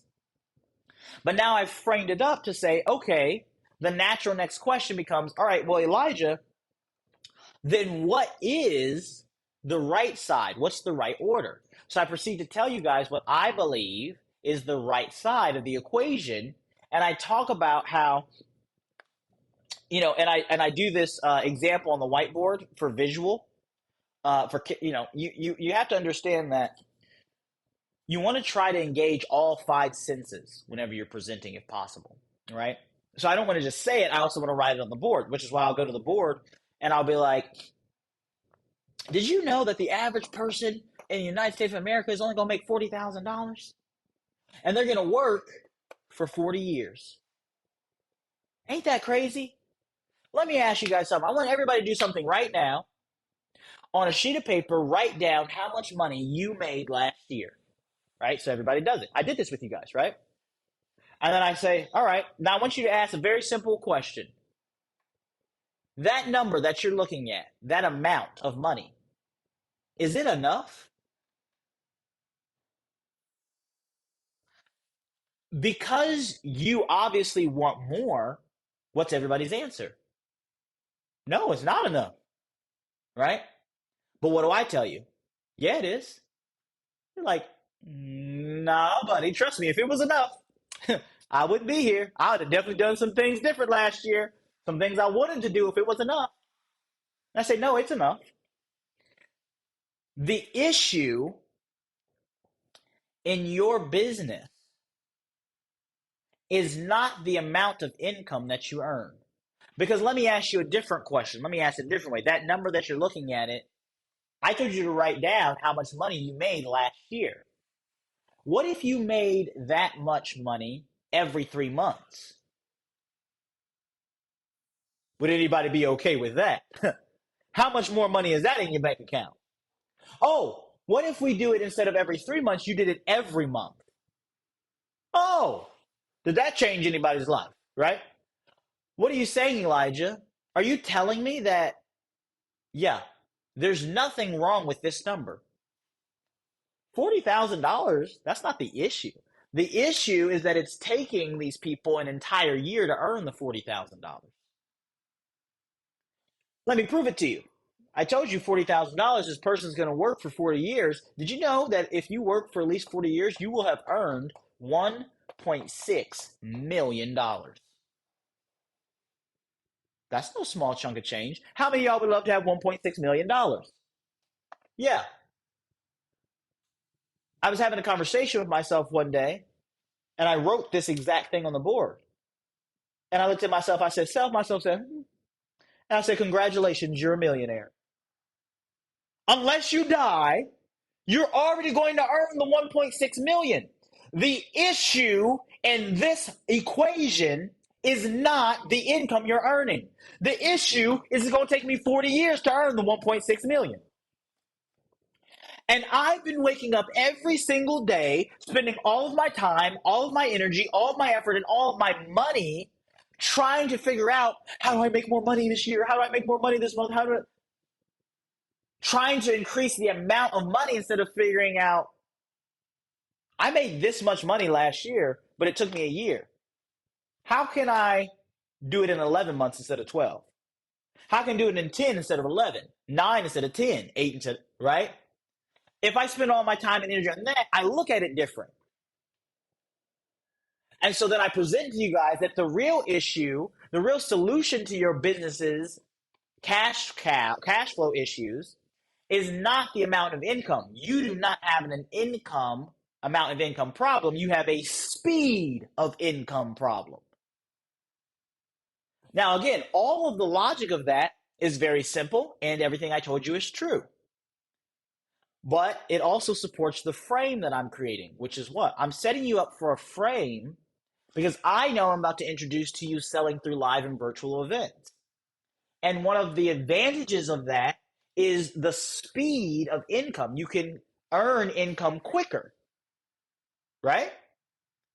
But if I put you in the frame before I introduce that to you of this is the issue, you value the solution more. You guys see what we're doing? Is this making sense now? So, now again, you don't, even if you quote unquote know what I'm doing, it doesn't really matter because we're not tricking people, right? Everything I'm saying is true. That doesn't matter if you know what I'm doing. And people who say they know what I'm doing don't know what I'm doing. right?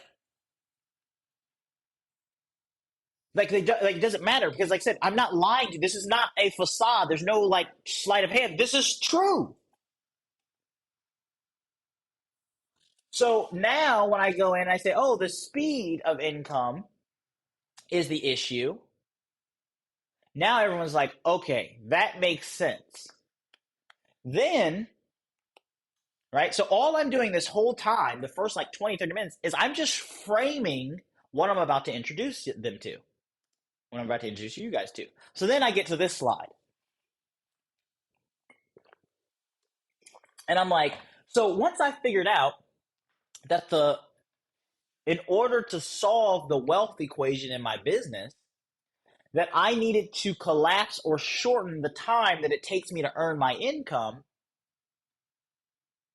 right? Once I figured that out, I was like, okay, well, how do I shorten and collapse my income? So then I tell you guys the story about Warren Buffett. This story obviously is not a personal story for me. It's an interview. You can go find it online of them talking to Warren Buffett and him talking about how he reads 6 to 8 hours of his day every single day. Now,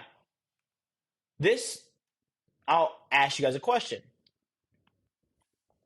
When you understand that nothing I do or say when I'm presenting is on accident, even when it seems like so,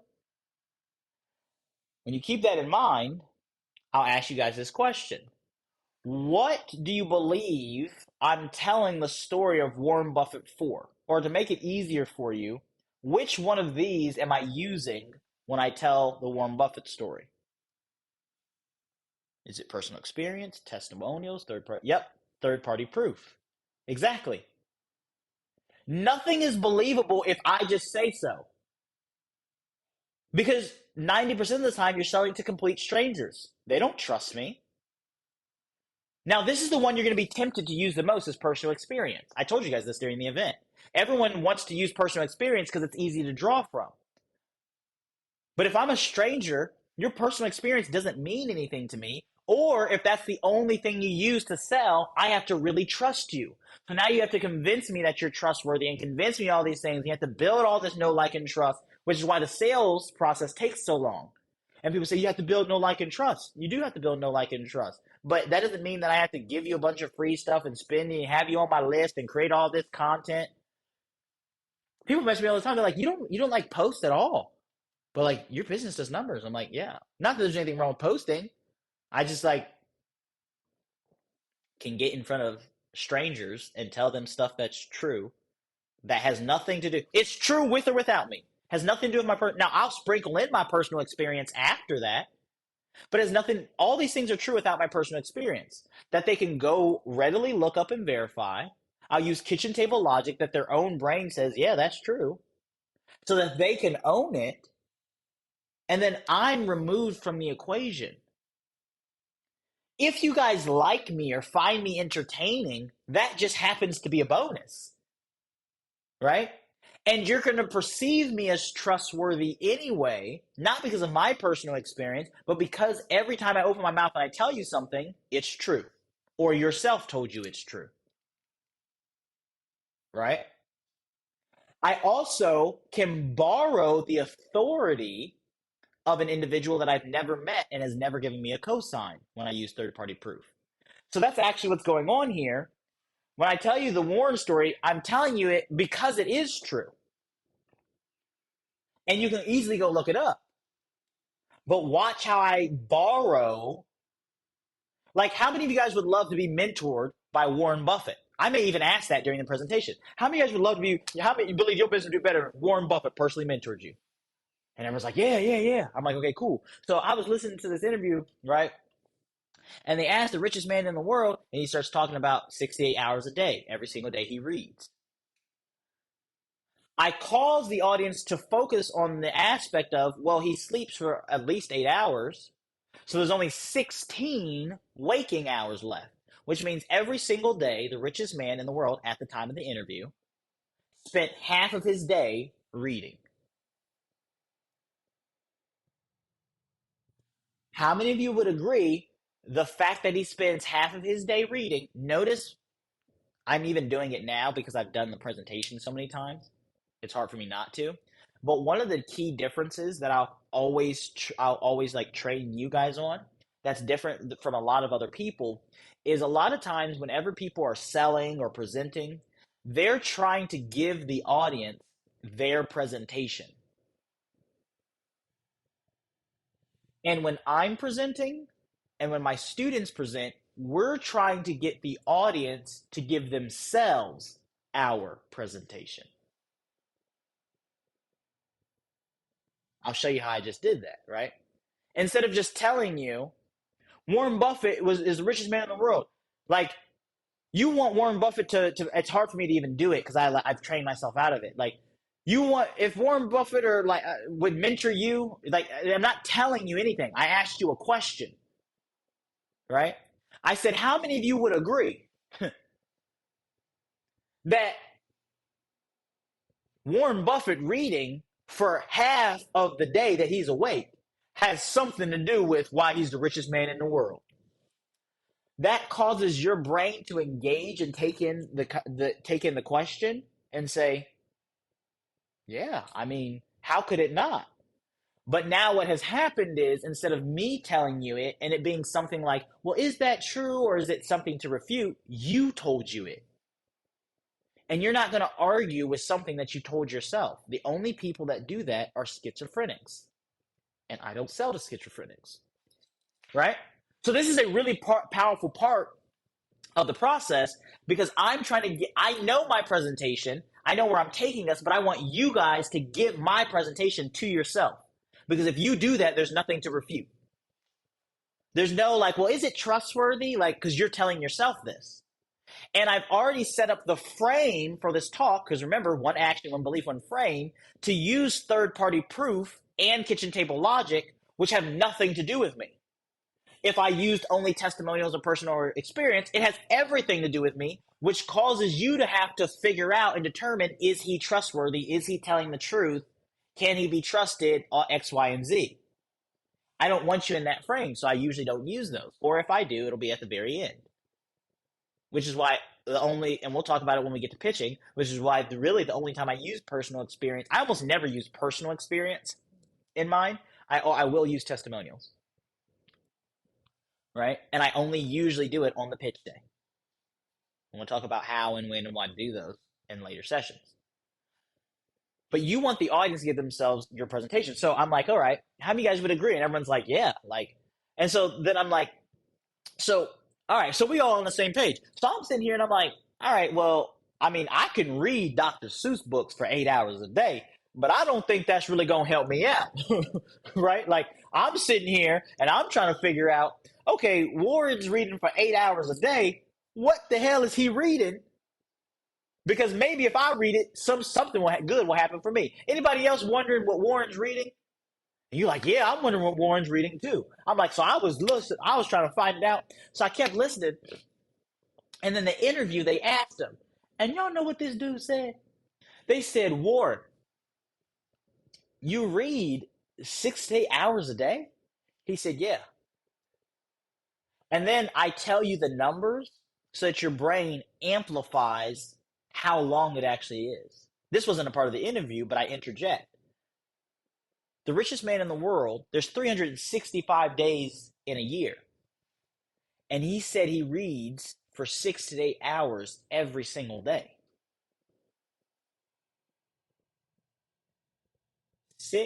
Let's just take 6 hours. 6 hours times 365, and I would do the multiplication. How many hours it is. See, you come to make a decision in your business, and you making a decision in your business off of you saw somebody's 15-second Instagram reel, and they have more followers than you, so they have to be smarter than you, right? And that's how you making your decision. The richest man in the world is spending, whatever the number is, 62,000 hours reading and analyzing data, and that's how he's making his decisions. Maybe that has something to do with why he gets the results that he gets, and you have the results that you have. What's that cause you to do? Internalize. Because all of us can look at areas where we're just like, well, my friend said, again, me and Jen were just talking about this. It's like, Well, people always tell me. I'm like, what? Yeah, and we don't even usually even like think about it a lot of times. It's like, but how is that some good source of information? It's just a perception that, oh, this person's successful. Or that unless you come show me your bank account, your ins and outs, I'm not taking this for nothing, right? But we do that. Oh, a YouTuber I like, right? And people can even be good. I saw somebody was telling me, like Alex Hermosi. You know, you guys know him, right? He's got a lot of content out, and they were saying, well, Alex Hermosi said to do X, Y, and Z. And I said, and Alex Hermosi is not you, and he's not your business coach. He can put out content. And I said, and Alex would tell you this. If you were to actually hire him and he was getting all the ins and outs of your situation, he probably wouldn't tell you to do this thing, even though he put a piece of content out. You have to figure out the source of information and the context for it. You can't just be like, oh, well, Alex, he was really successful and he said to do this. What does that have to do with anything? Do you want what Alex wants? Are you in the same business? You should, et cetera, et cetera. They're like, oh, yeah, I start seeing. So I'm like, Warren's making this decision off of X, Y, and Z. We making it off of I saw an Instagram reel, so I'm going to try to do it in my business today without any context or understanding. So I can read some Dr. Seuss books, but that's probably not going to help my business very much. So I'm like, okay, well, Warren, what you read? Because 68 hours, man, you probably read every book in the world, right? Like he probably reads like, gosh, at least 365 books a year. Nope. They asked him, they said, Warren, 68 hours, what do you read? And he said, to be honest with you, most days I read Ford's, and I think it's like, it's actually 62. I read Ford's 1962 financial report. All right. I don't know if y'all have ever seen a financial report from a publicly traded company. It's not fun reading. And so they asked him, they said, Ford's 1962 financial report, they thought he was senile. You know, Warren getting old up there. They thought, oh, man, he need to be in a home. He said, Warren, it's the 2000s. Like, we don't, what are you reading the 1962? And he said, oh, because they were successful that year, and success doesn't have an expiration date on it. In other words, Warren said that, see, there's principles that govern, success principles that govern the results that companies experience. And if you want your company to be successful, all you have to do is find and then apply the success principles that other companies are operating by, and then your company too will be successful. So he's reading Ford's 1962 financial report to figure out what took them from being almost crushed to being successful, so he can take those principles, even though he doesn't own a car company, and apply those principles to his other businesses so they can also experience success. Why? Because success doesn't have an expiration date on it. Principles must apply to all people at all places at all times. So the reason I tell that story is to complete the frame and put an emphasis on principles, and how if you find success principles and apply success principles, the only thing that can happen for you is you experience the result. Why did I go through? Obviously, I'm making it slower for you guys here so you can understand what I was doing. This is more like 15 minutes when I do it in real time, right? Why am I doing all that? So that, because the rest of the talk, all I'm going to do, my whole signature sales talk is a third-party proof presentation where I use Apple, because Apple is highly recognized and successful, and everything I tell you about Apple can go and be looked up. So you don't have to trust me. It has nothing to do with me. I have no control over Apple. I can't manipulate any of the data. Everything I told you about Apple is 100% true and can go be looked up by a quick Google search. Right? Which makes it a stronger presentation. And what I'm going to do after I show you what Apple does is I'm going to show you the principles they're using to sell. But that would not have any value or meaning to you if I didn't first cause you to focus on the importance and the power of principles. That's why I'm telling this story. Now, it seems like sometimes in the moment, because I'm doing it just kind of like, I was sitting there, like, it seems like it's just like, oh, he kind of everywhere. And you're engaged because like, oh, the story. And you're like, oh, yeah, Warren, that's such a good story. That was not on accident. That's by design. It's on purpose. And it doesn't take long for you to think of these things, right? That's actually why I like using third-party proof, because you can easily just Google things.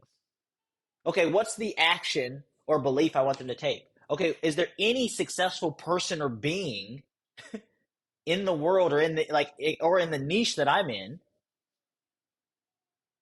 who is this supports that? And then you go look up the story, gather the information, and then you present it as evidence. But what I've also done, because I've used Warren, and remember, I tell you guys, I actually start on the first day. So this happens on the third day, but on the first day, one of the first things I teach you guys and tell you guys is one of the reasons you're not getting results is because the other people that you've paid taught you tactics and strategies. And tactics and strategies are good, but tactics and strategies don't have to apply to all people, all places, all times. Principles apply to all people at all places at all times. And then I actually did this with you. You guys didn't really catch it. Probably didn't catch it. I actually told you to make yourself a promise. I did two things. I asked for your permission for the rest of the week to only teach you principles. And then I told you to make yourself a promise that never again would you ever invest your time, your energy, your effort, or your money with someone who was only going to teach you tactics and strategies, but not teach you principles that apply to all people, all places, all time. Right?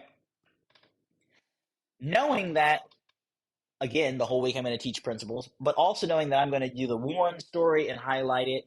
So now, what Warren said, because success doesn't have an expiration date on it, and what Elijah said, principles apply to all people at all places at all times, and if you want to be successful, all you have to do is find the principle that governs the result that you want, apply that principle, and you'll experience it. When I do that, it kind of sounds like we said the exact same thing, doesn't it? And now Elijah seems just as wise or as smart as Warren. This is happening on a subconscious level. I'm not speaking or presenting or selling to your conscious mind. I'm speaking and presenting and selling to the subconscious mind. Nothing gets past the subconscious mind. Everything gets past the conscious mind, unless you're a trained eye and mind in certain areas. So, as I'm breaking this down for you guys, you may not have picked up on all of those things, but your subconscious did. It's what caused you to feel like, I don't know, he's kind of like I knew Jen. Valerie I had seen around, I believe, from Clubhouse, but didn't really know me. Like Christy and Brad and Romy, Rapina, Mario. I was a complete stranger 2 weeks ago. You had no idea, and you've now sent me thousands of dollars. Nobody got on a sales call with you. There was no pressure or anything. That is asinine. When you say it like that, if you didn't experience it, right? Because of all these little things I'm talking about here. No, your subconscious was picking on, like, this dude knows something. And I trust him. But I trust him not necessarily because of anything he did or said, but because, every time he opens his mouth, your brain can verify, yeah, that just makes sense. How many of you guys that was kind of the underlying feeling you had every time I just said or taught something that was just kind of like, that just makes sense? So if you keep telling you that just makes sense, there was no convincing for me. It had nothing to do with me. A toddler could have got up here and told you exactly what I told you, and you would have bought from the toddler. Because I didn't teach you anything new. Now this is coming full circle. Y'all see what I was saying earlier? If I would have taught you something new, it requires all this different stuff. Instead of teaching you something new, I showed you some things that you already knew that you just weren't looking at in a certain way.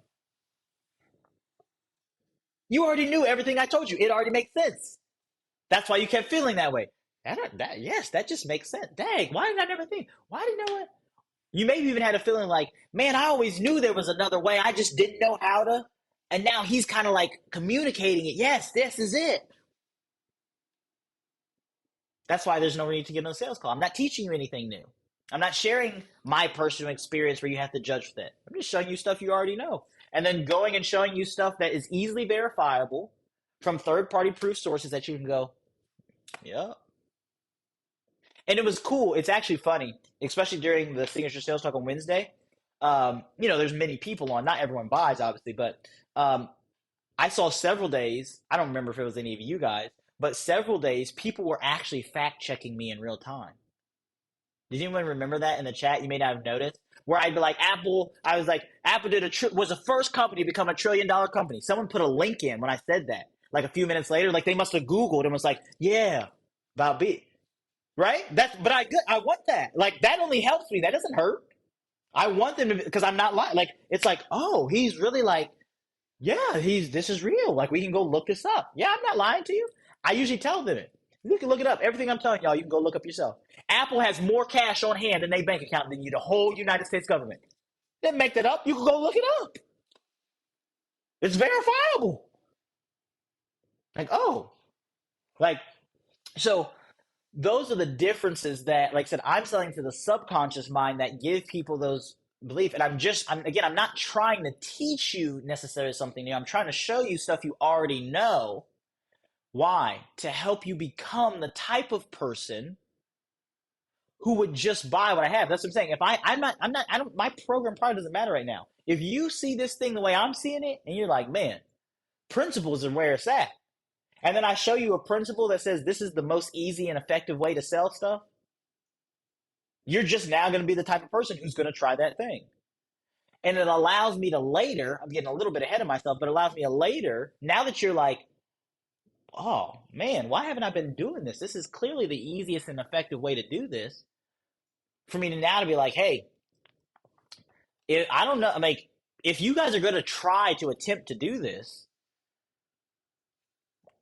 we've already kind of figured some stuff out over here, right? Like, I've figured out and taken the steps and the pitfalls and figured out the what doesn't really work and the what really does work. So, like, if you're going to try to do this, you might see value in working with me, so I can just share with you everything that we already like figured out, so you can use it and you don't have to like make some of the hiccups and falls and it take as long. Well, that only has value, and I can only sell to you that way because you're already going to try to do this thing. You've already become the type of person who's like, oh yeah, one-on-one sales calls is not for me. I'm not going to keep doing this, right? You've already become that person. So now there's extreme value in, and now it's human. Remember I showed you guys the risk management on the first day? It's human for identity risk to be like, well, if I'm going to do this, I don't want to be out here all by myself and do it. That's a lot of pressure. I'd rather go to this dude who I don't really know, right? Spend a little bit of money, spend a little bit of time, energy, and effort, learn some stuff because he's done it before me. And in the back of your head, even thinking, and even if it doesn't work, because this is just how identity works, like we talked about, you say, at least I get to feel good about my identity, because if it doesn't work, I can say his stuff doesn't work. It didn't have nothing to do with me, right? Because identity is the number one risk factor for us. We do not like to not feel good about how we perceive ourselves. Yep, don't reinvent the wheel. Exactly. And remember, I also told you guys that's why a done for you offer is always like that's why we perceive. It's funny because like, is a done for you offer more valuable? Not necessarily, but the perception is. Why? Because the way the human experience is, and because we want to protect identity. If someone says, "I'm going to do this for you," you don't have to. Our perception is, I don't have to take any of the risk, and if it fails, I don't have to look at myself in the mirror and say it's your fault. The absolute most I'm responsible for is I didn't pick the right person to do it for me. That's how the human experience works. So, like I said, now that you've become that person, when I say it's not a done for you offer now we have some done for you elements on the higher end. We'll talk about that later too. But it's not a done for you offer, but that's kind of the feel because you're already going to try to like by show of hands, you guys that are here, how many of you guys, let's just imagine for some weird reason I didn't make any offer at the end of the week. I just taught you all that stuff and then that was it. How many of you were going to try to figure out some way, somehow to do some type of group selling? Right? You don't really know how, like you probably weren't really like clear in that, and that's where the value starts building in. You're like, I want to do this, but you're like, you have all these questions. Where to start? How do I get in there? What do I say? What do we sell it for? How do we handle object? Right? All those things start coming in, and so then when I pitch, it's like, oh, okay, yeah. I don't have to figure all this out. This is great. Like they offer when you when you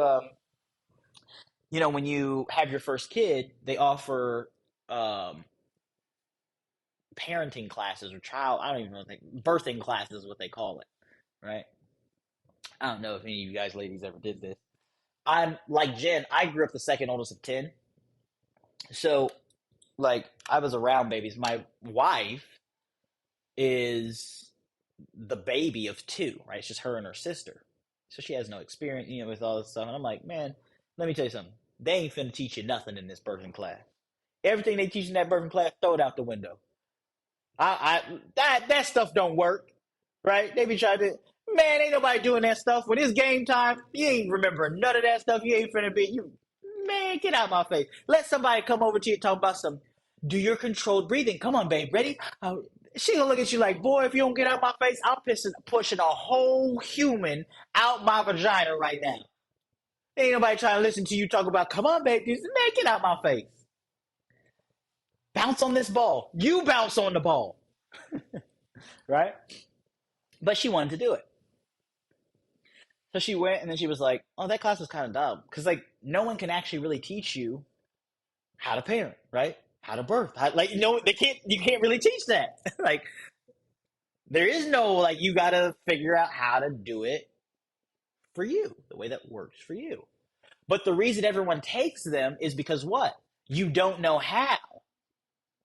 And so there's you're like, oh my gosh, right? Every parent knows that feeling of when y'all found out you was having a kid and you're like, it's funny, people who don't have kids, y'all know, my favorite thing for people that don't have kids is when we had a friend, another couple who they actually are pregnant with their second kid now, but we had a kid like a year before them. And they're like, no, we'll have kids when we're ready.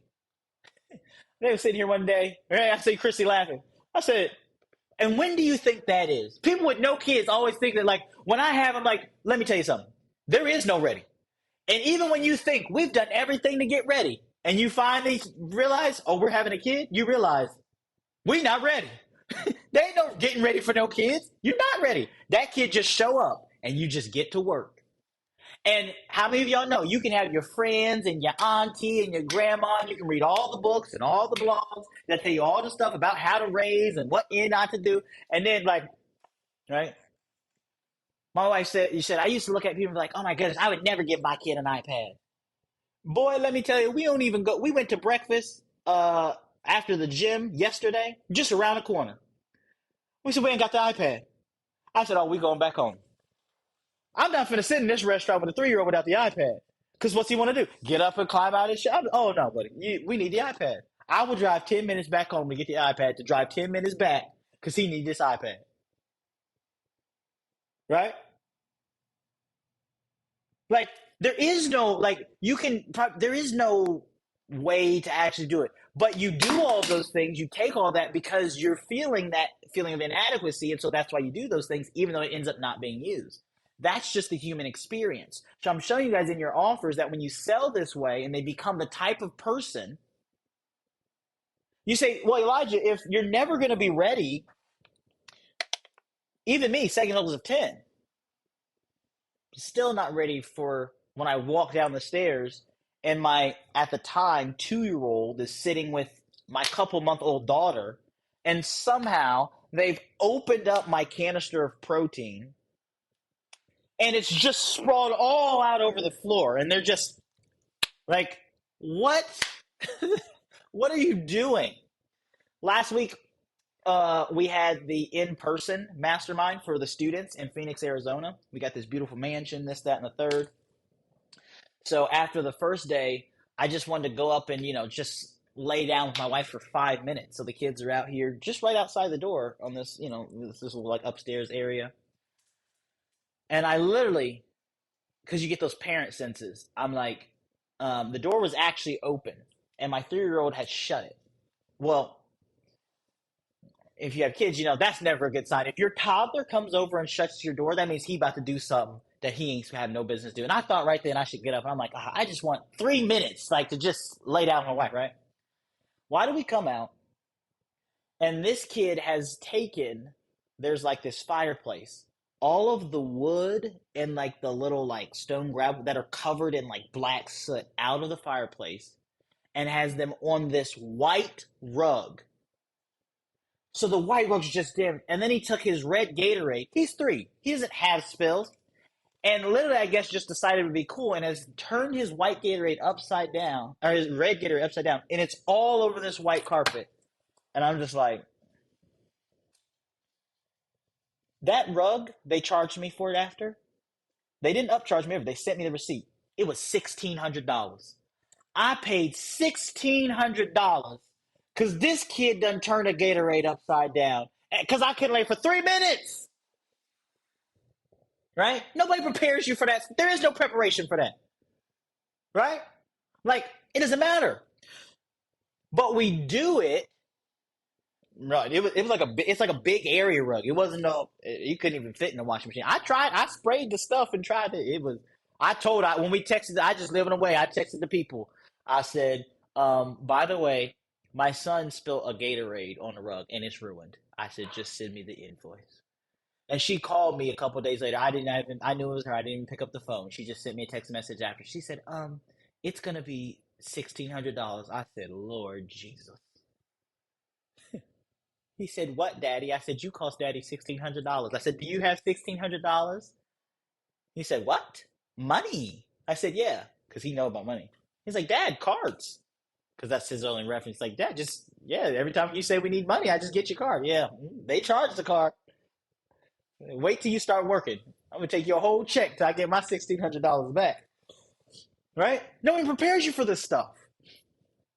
There is no preparation.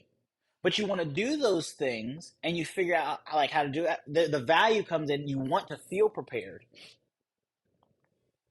And you realize when you become a parent that the only thing that really matters, the tactics and strategies are different. Everybody's got a different tactic or strategy. What happens if you successfully raise your children are just the principles. What principles did I teach them? And I give them the principles of it. It doesn't matter how you did or where it came from, all of that. That's what matters. Right? And you realize, too, that even through all that, it's one of the most beautiful experiences in life. Honest and truly, it is. And so that's what we're doing here. The principles. That's all that matters at the end of the day. I see Brian's on here. Yeah, Brian, he went from out there playing with you on the golf course to coming in and just spilled the stuff everywhere. I'm like, Lord Jesus. I threw him off the pool. Not for that, for something else. Because he was hitting his sister or something. Yeah, he good at golf. Anyway, all right. So, action, belief, frame. So I've been walking you guys through so that you guys could really see. I thought it'd be really important to give you guys an example of something that you went through and can reference again, but how I'm setting up this frame. Is this making sense for you all so far? Because this is the presentation. By the way, I did, and we'll talk about this on the last day, you guys attended a 5-day event, but you don't always have to do 5-day events. I have students who do 90-minute events. You can do 1 day, 2 day, 3 day, 5 day. There's all types. There's pros and cons. One's not better than the other. We'll talk about that later. But I have done just that presentation that I did on Wednesday, just the Apple Signature Sales Talk, and then sold my offer after and had people buy. And you can too, right? because we want them to own our point of view first, and everything else goes on autopilot. I cannot stress that enough. That is what you're selling. If they do not believe, if they're not, yeah, believing is the right word. If they don't believe the same thing that you believe about them, right, about themselves, if they don't believe the same thing about their situation, let me give you an example of situation. You realize that most people wake up in life and they have whatever reality that they have, and they believe that there's nothing that can be done about it. They believe that, and you know they believe that because they say things like, this is just the way things are. That's just a belief about the situation. It's a belief in the situation what? That it can't change. Right? It's just the way things are. Well, I guess you could believe that, but it doesn't really serve you at a high level, and it actually guarantees you'll never have the thing that you want to have. So if they don't believe what you believe about the situation they're in, if they don't believe what you believe about the potential solutions to that situation, it doesn't matter how good your program product it is, what price point you sell it at, how much know, like, or trust you built up, they will be unable to buy it. That's why we spend all this time, energy, and effort on. That's what this presentation is about. That's selling the point of view.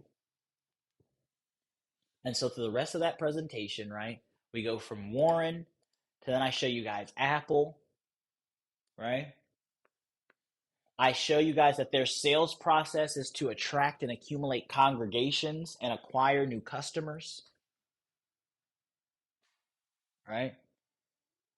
And I tell you that in most businesses, those are two separate steps, right? In a lot of businesses, you're taught to generate leads or gain an audience. That would be to attract an audience. And then, like, you just deliver value. That's how it's always taught to you. And you just keep delivering value until hopefully one day they pay you money. And I'm not saying that there's anything necessarily wrong with that, but those are two separate steps, two very long separate steps. Apple attracts and accumulates congregations and acquires customers simultaneously, just like I do in my business now. 2 weeks ago, you guys know this is true, and this is why I won't get on a sales call, like I said earlier, because I need you to be able to have this reference point before you do it first, so that you know it's true and possible. You know it's true because you went through it. 2 weeks ago, you had no idea who I was. It's 5 days, but we only spent 90 minutes each day. Just imagine that. I met a complete stranger today, and 9 hours later, I paid them tens of thousands of dollars of my hard-earned money.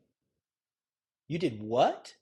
Are you you need to be in a mental institution? Like, right? You realize that's what happened. It's 90 minutes each day.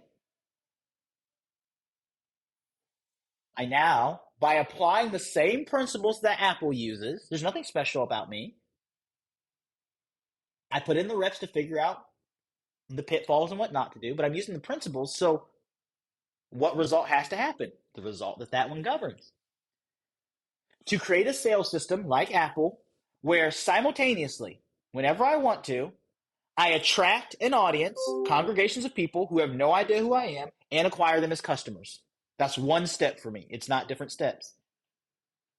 And the longest it'll ever take us is 5 days. Right? So I show you that. And I talk about the benefits of being in group and why and all that good stuff. Right?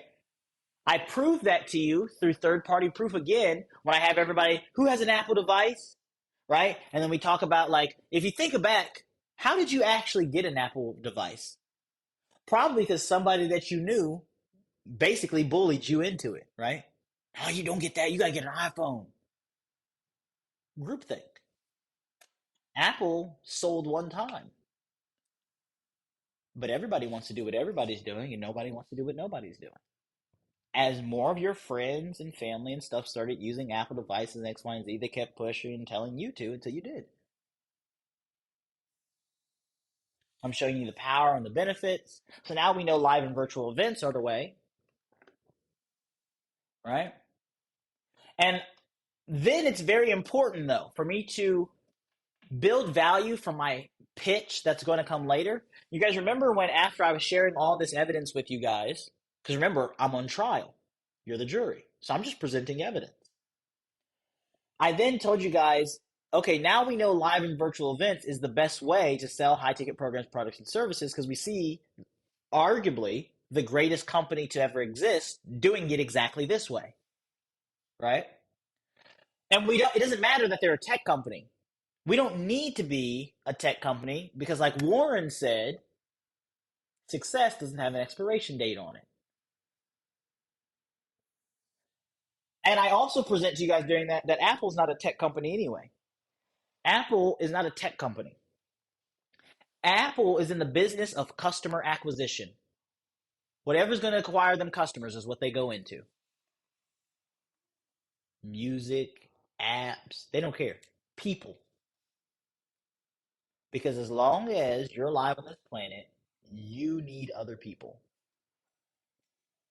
Right? They're in the customer acquisition business. And so, and I think I showed you guys this too, but I just want to, I'm doing that because later I'm going to tell you guys when we get to pitching tomorrow, I'm going to tell you guys some things about pricing and pitching. And I just want this as a reference point because you have to decide what business you're in. Jen had sent me a Voxer message yesterday and I was telling her this and I wanted to make sure I covered it. So we'll cover it some tomorrow. There's all this talk and stuff on like pricing and what should be included and all this stuff, but you have to decide what business you're in. That's what dictates that. Apple knows they're in the customer acquisition business. And you know the power of that is that they can delete entire multi-billion-dollar companies off the face of the planet with the switch of a button. Uber, remember we said the largest public transportation company in the world? If Apple decides to delete them from the App Store, they will be non-existent overnight. Oh, Facebook's such a powerhouse. Are they? Let Apple decide that they don't want Facebook's app on their device. You see the power they have? Actually, I was telling someone else this. Like, you guys know Apple's big on privacy, right? Their selling point's always like, oh, you're so protected. Like, we can't even see it. That's by design for them. Because they're in the customer acquisition business, they've acquired so many customers. It's the most popular phone in the world that they can wall off access to those people. So now anything that wants to take off digitally, it's imperative that you can be in the App Store, which means you have to apply by their rules. They did a show on Uber on how it came to, I think Jordan, what's his name? Jordan Love Hewitt or whatever. He was like the guy in it. He plays the Uber's CEO. It was actually a good show. But they talked about, this almost happened. They were breaking Apple's privacy laws and tracking Apple users without the knowledge. That's like banned. And they had like hidden some code so they could track them all around and gather all this data. And they almost got wiped off the face of the App Store, which would literally have ended the company. They've got all the people. Customer acquisition. Us, right? Entrepreneurs. I hate Facebook. Whatever you left wing, right wing, Zuck, the bots. Oh, it's expensive to go on ad spend. They got the people. None of y'all would be here if I hadn't ran my ads. They got the people. If you want a business that lasts, again, we'll talk about it a little bit longer, but you need to be in the customer acquisition business. I always sell live. I'll share with you guys tomorrow why and what we're working on in the future. But for now, I will tell you, you'll convert higher live. There is a point where you can get repetition wise to where that could be beneficial to not, but there's cons to it as well. So I'll tell you what we're doing to kind of work on some of those cons and test things. But what also happens is, like I said, you'll sell higher. And honestly, when you have this system in place, you get so much time and freedom back. You don't really focus on other things. When I tell you that I'll tell you exactly what my schedule in my business looks like. So let's take this past month. This past month, the only work that I did was I had that event with you guys for 90 minutes every day 2 weeks ago. That was my work, right? Then we just so happened, because quarterly we have the in-person mastermind, so I went out and stayed in a beautiful mansion in Scottsdale, Arizona, and got to meet up with students, and I taught them for 2 days in person, so that was work. Oh, that was it. You were waiting for me to list more? That was the work. That's what I did. That's my job. Now, every day I get Voxer messages from students, and I go back and forth and I help them, but that's not work to me.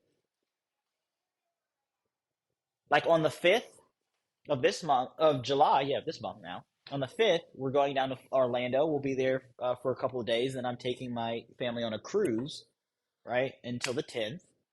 And then actually, when we come back, I have a VIP day, so I'll work technically on that day, right? I have a VIP day with somebody.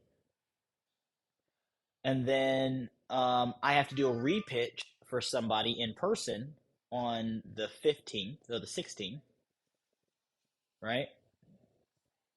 And then I will actually have another multi-day event for a few hours. That's my work. So when you get this system, you realize that and you get it efficient, effective. I don't need to be doing all these other things, and you gain so much time back. So I don't actually mind doing it live, because it's really all the only work like if I were I'd be a really lazy bum, right? Like I don't know what I would be doing. So and I enjoy it, and I learn things every time, and it gets better and better every time. And so it keeps me working on the craft rather than just being like, oh, like I truly, my wife could tell you, I literally love doing that. I love it. I love seeing the light bulb pop on in people's eyes. Yeah. So, good question. So then I wrap up this frame by telling you guys. Remember, we start doing all that, but then I wrap up this frame by sharing with you guys. Okay, we know live and virtual events are the best way to sell high ticket programs, products, or services. So everyone's sold on that point of view now. By that point. But how do I create value in an offer that I haven't even presented to you yet, and I won't present for days? I have to help you guys to understand a very small difference. And I tell you, you need to write down that it's not what you do, it's how you do it. You guys remember when I told you guys about that? It's not what.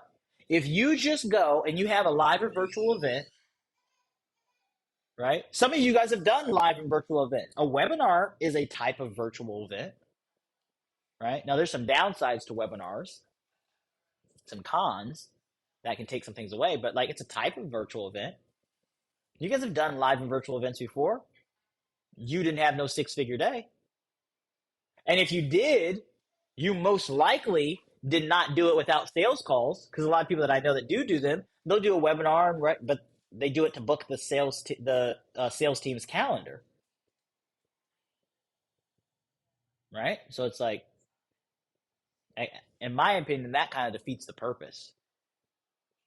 Like, you might as well just run, and we're getting into stuff that I don't even do, so it doesn't. I don't do anymore, so it doesn't matter. But you might as well just run a ads to a VSL, a video sales letter, like a video on a landing page that just has a book a call button. Because you're going to pay the drop. Yeah, I mean, just Why send them to a webinar just to send them to a call? You could have just skipped the webinar and sent them to a call, right? But like I said, so those are types, but it's not what you do, it's how you do it. The how's the different.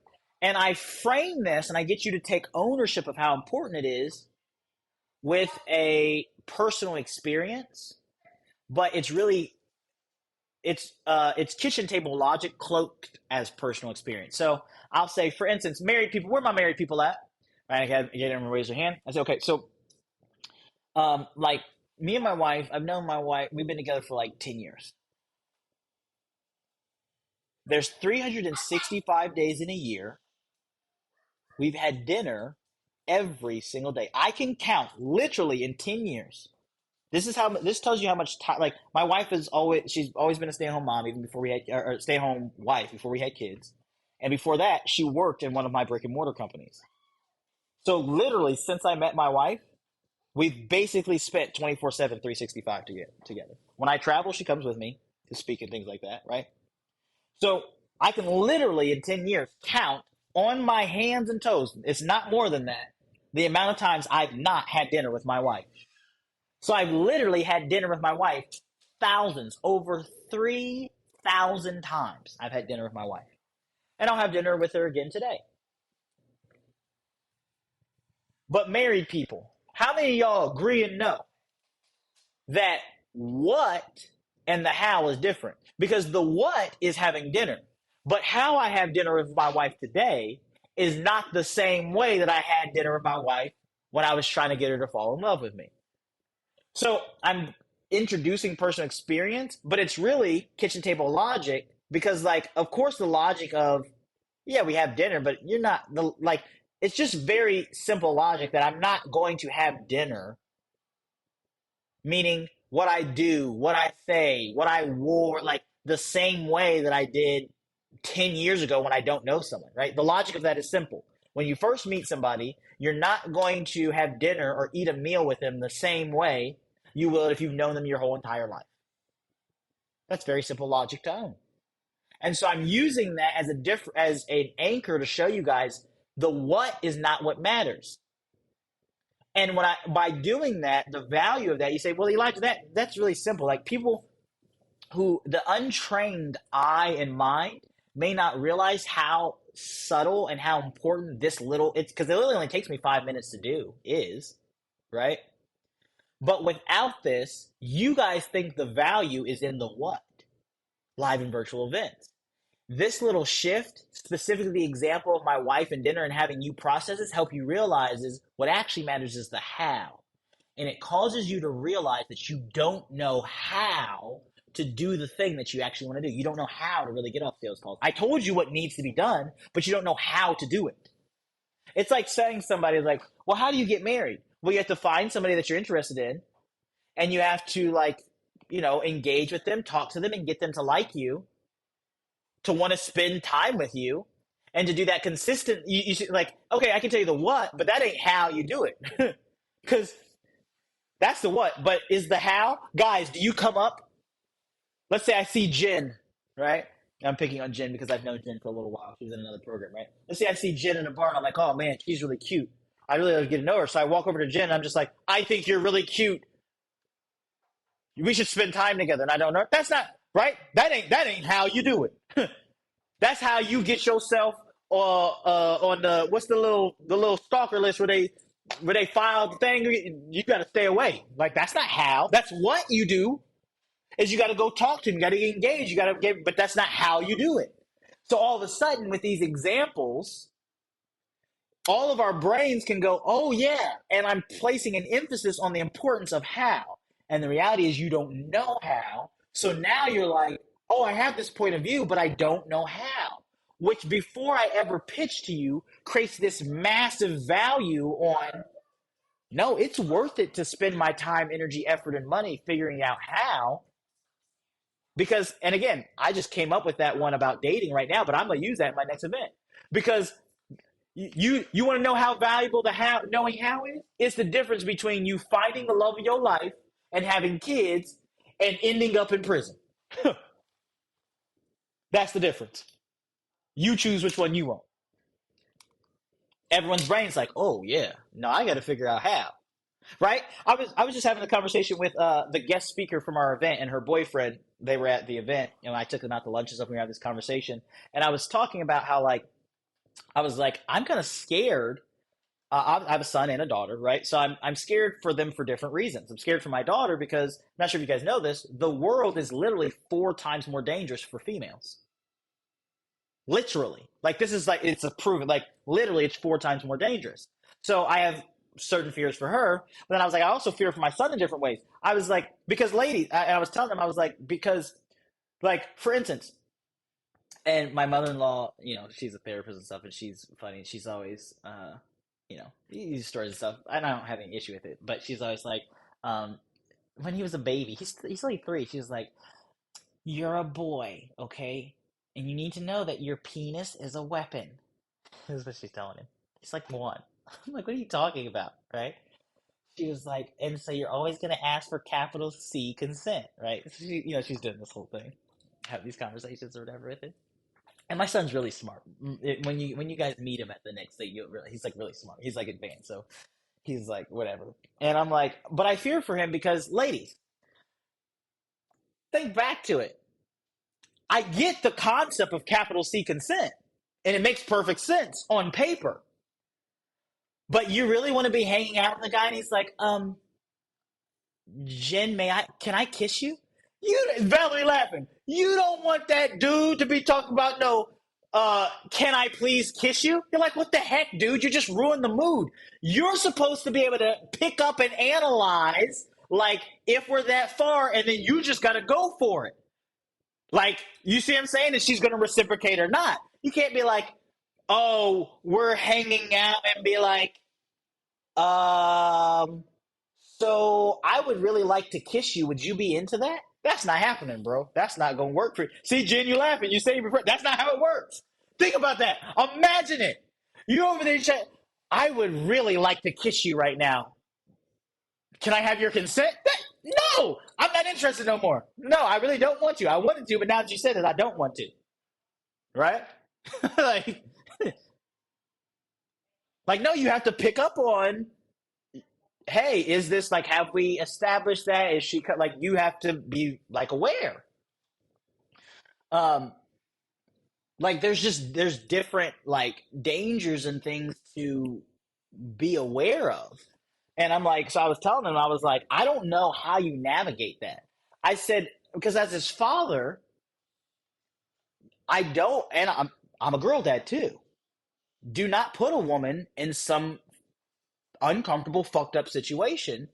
But I also don't know how to navigate. Y'all, come on, y'all knew growing up, we was not asking consent. Like, come on, we're adults here. There's all adults here. You didn't ask to have sex. You just kind of kept going, and unless someone was like, hey, whoa, right? And we stopped. There ain't no like, I'm like, no, I'm gonna have to teach them. Hey, look, man, what's this? It's a digital PDF, son. And if you ever feel like you need to get her to sign it, that's time set. Y'all laughing. I don't know. My job is to prepare them. I'm like, I don't know how else to do it. Hey, I guess this is the way they got to do it. Because, okay, I need capital C consent, right? Well, again, I'm a risk management guy. I'm a very logistical dude.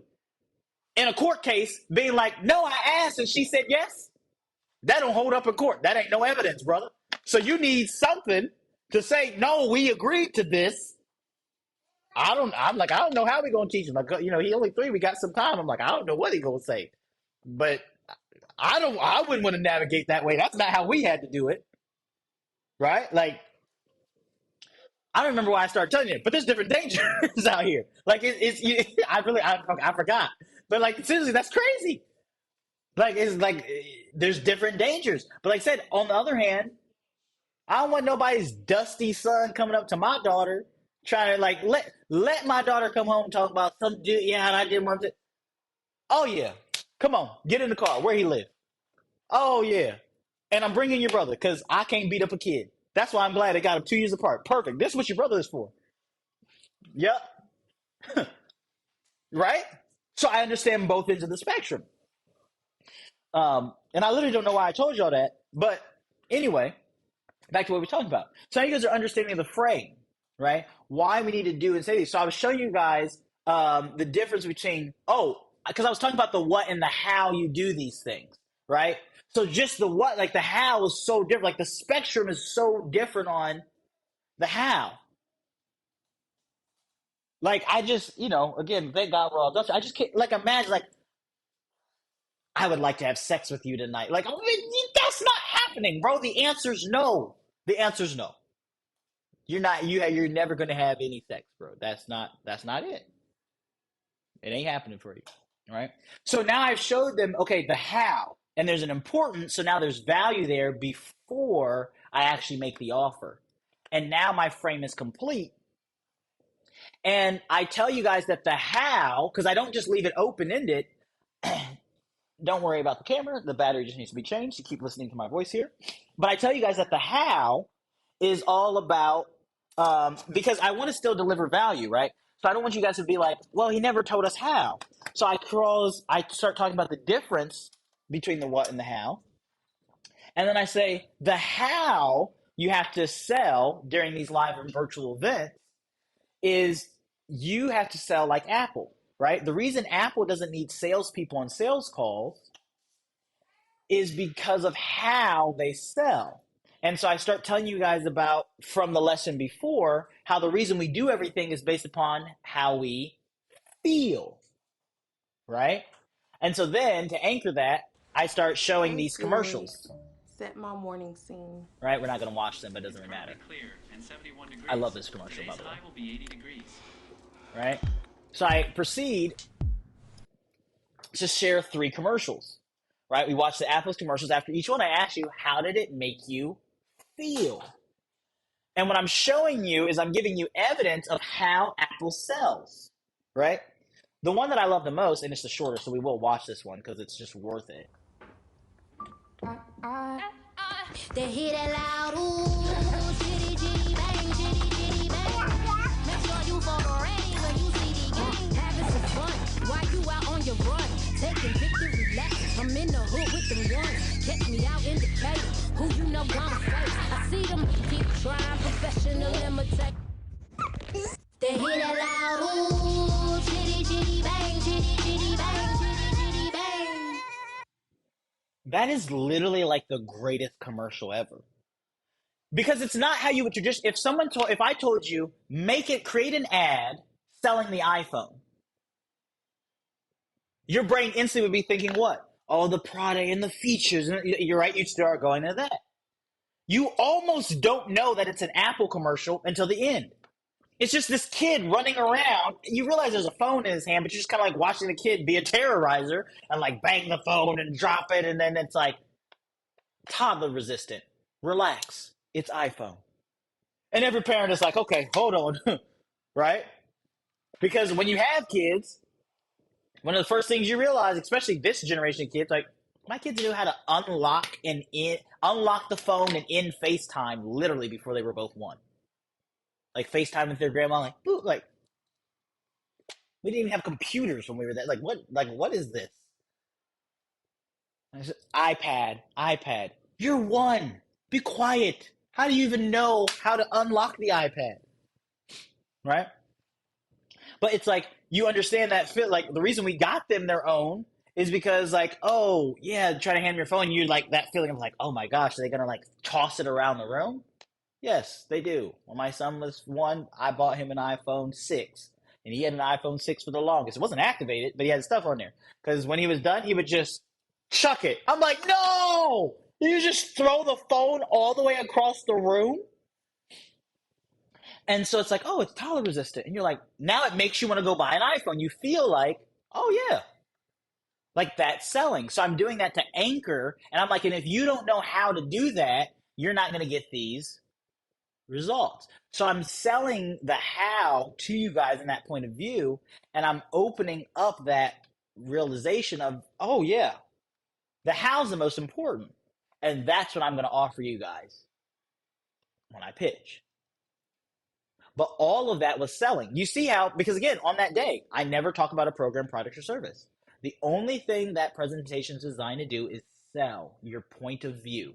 But you leave that day and you're confident in, I got to get off these sales calls. I don't know how I'm going to do it. I don't really know how to figure it out or what it's going to look like, but I'm getting off these sales calls because it just doesn't make sense to keep doing it this way. Perfect. You have become the type of person who would buy the type of offer that I have. That's it.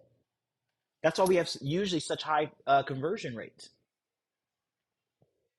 And by the way, the people that don't buy, it's not because they don't want to, is because they don't believe that they either have the finances or believe that they can come up with or do what's necessary to make it happen for themselves. Those are just beliefs that I just don't have time to spend with it on them specifically to work through those beliefs to empower them to take X, Y, and Z step.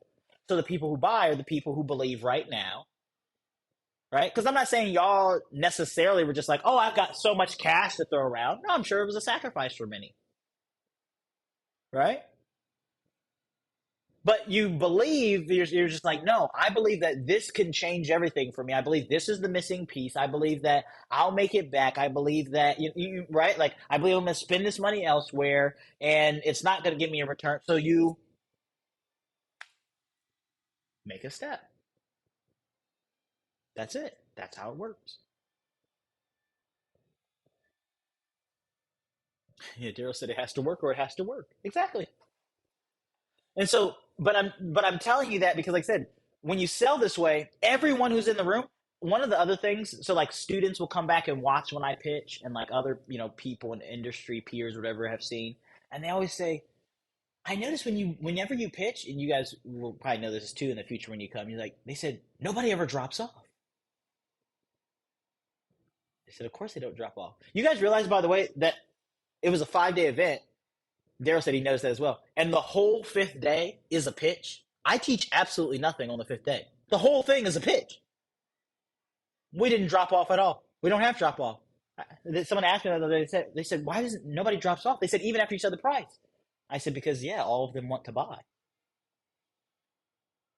Why would they drop off?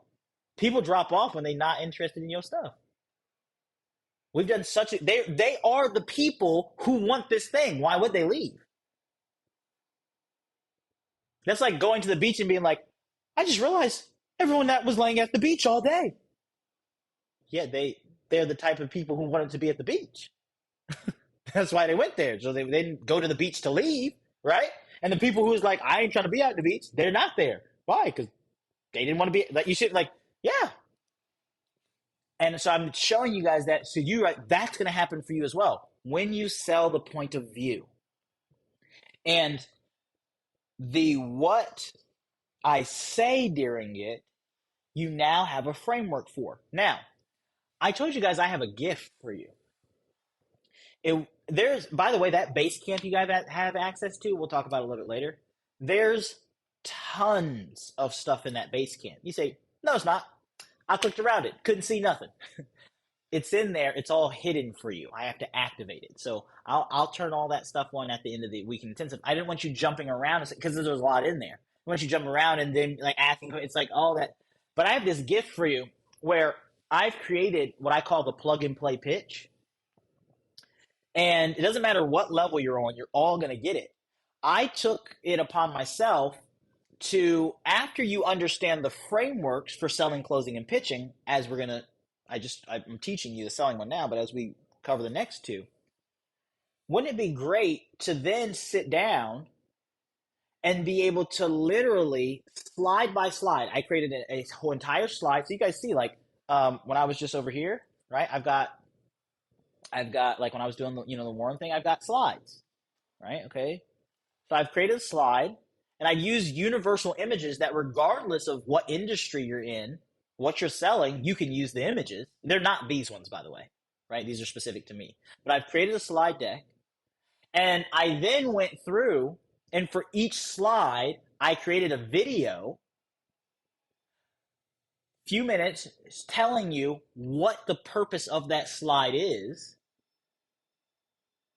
so that you can plug in your own stuff there. And I walk you all the way through from selling to closing to pitching, exactly what needs to be there. and then you're done.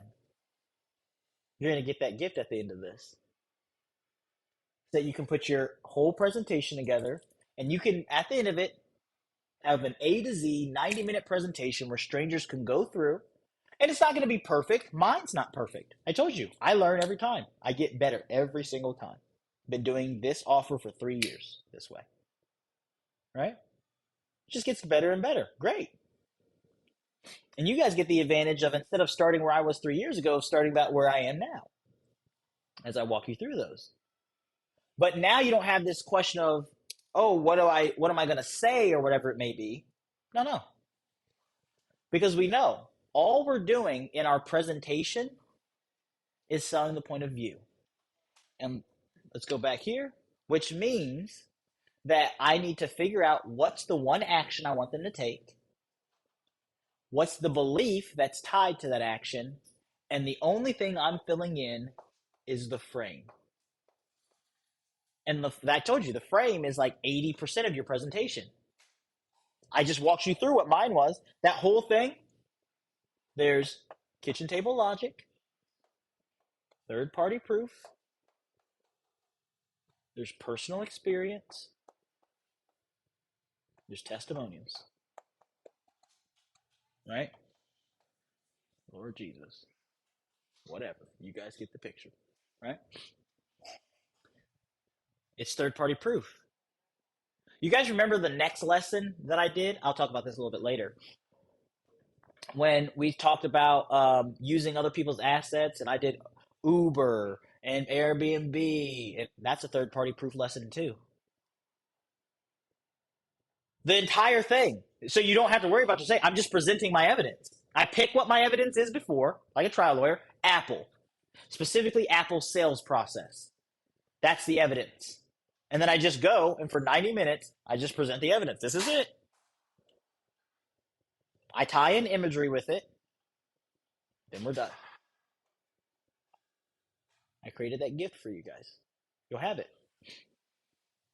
It's already in your portal. It's just hidden. So, to wrap, right? I want to make sure that we get clear on this. From now on, when you go into a presentation,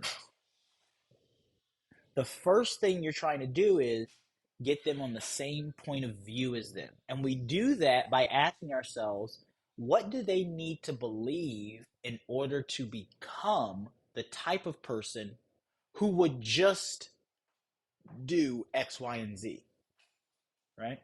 Like for instance, we'll just do like fitness and weight loss. Like the question is, it's not, and I just do that because it's like an easy one for everyone to kind of like grasp and understand, but you obviously apply it to you.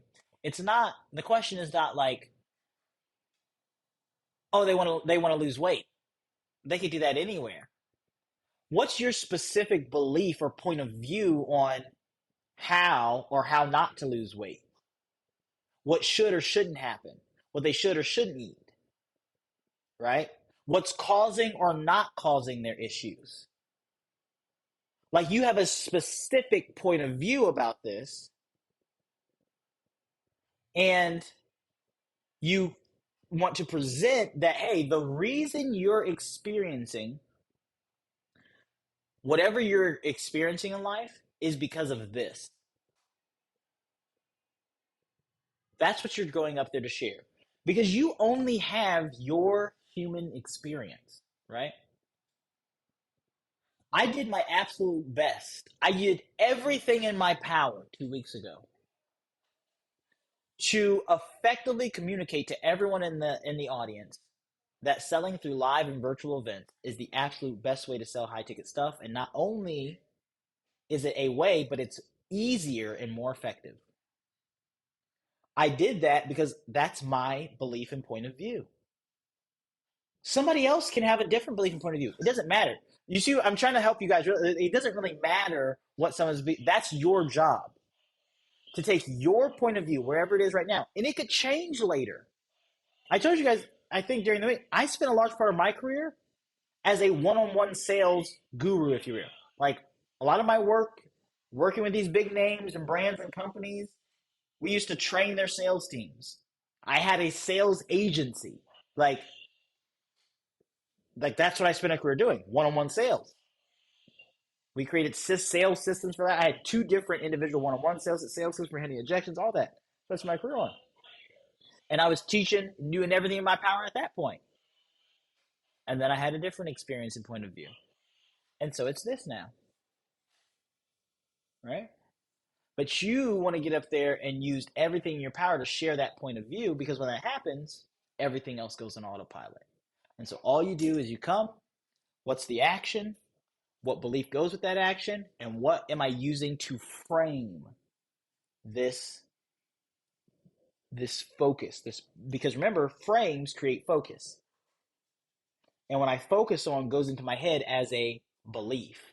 So when we say, oh, action and belief, the only way to change that belief that they have is to present or introduce new information. And as I showed with you guys here, which is why I broke down my signature sales talk, because you recently all just went through it.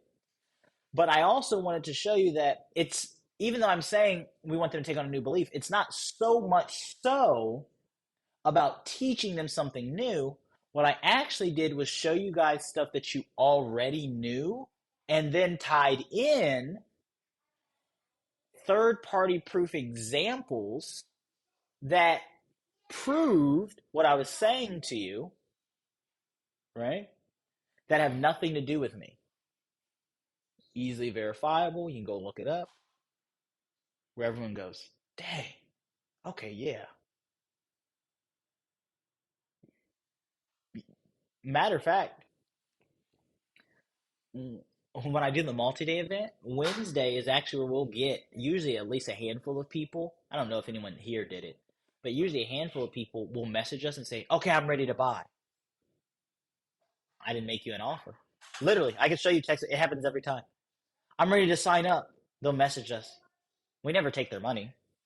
It would be unethical for me to, because we only open a certain amount of spots. And just because someone messaged me behind closed doors, by the way, you wouldn't want to. We'll talk about when we get to pitching. You wouldn't want to take their money before anyway. But like, that's not fair. Everyone's going to have the equal opportunity when I open up. But that's what people are like, okay, I'm in. I'm like, I didn't even make you an offer yet.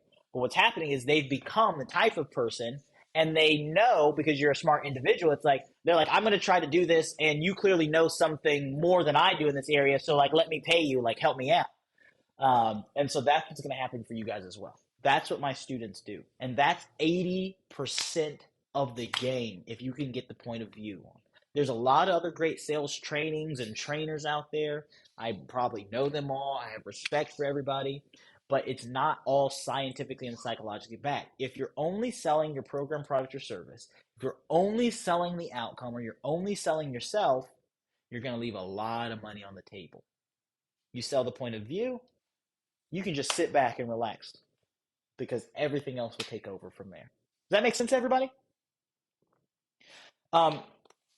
All right, I have literally 12:59 on my computer right now. So what we're going to do is, any questions, comments, or concerns that you have, please go ahead and write them down on a sheet of paper. And we're going to go on our break. And when we come back, I'll open up with questions before we go into our second pillar of closing. We're going to take our break from 1 to 3 p.m. Eastern. At 3 p.m. Eastern, we'll be right back on this Zoom, same link.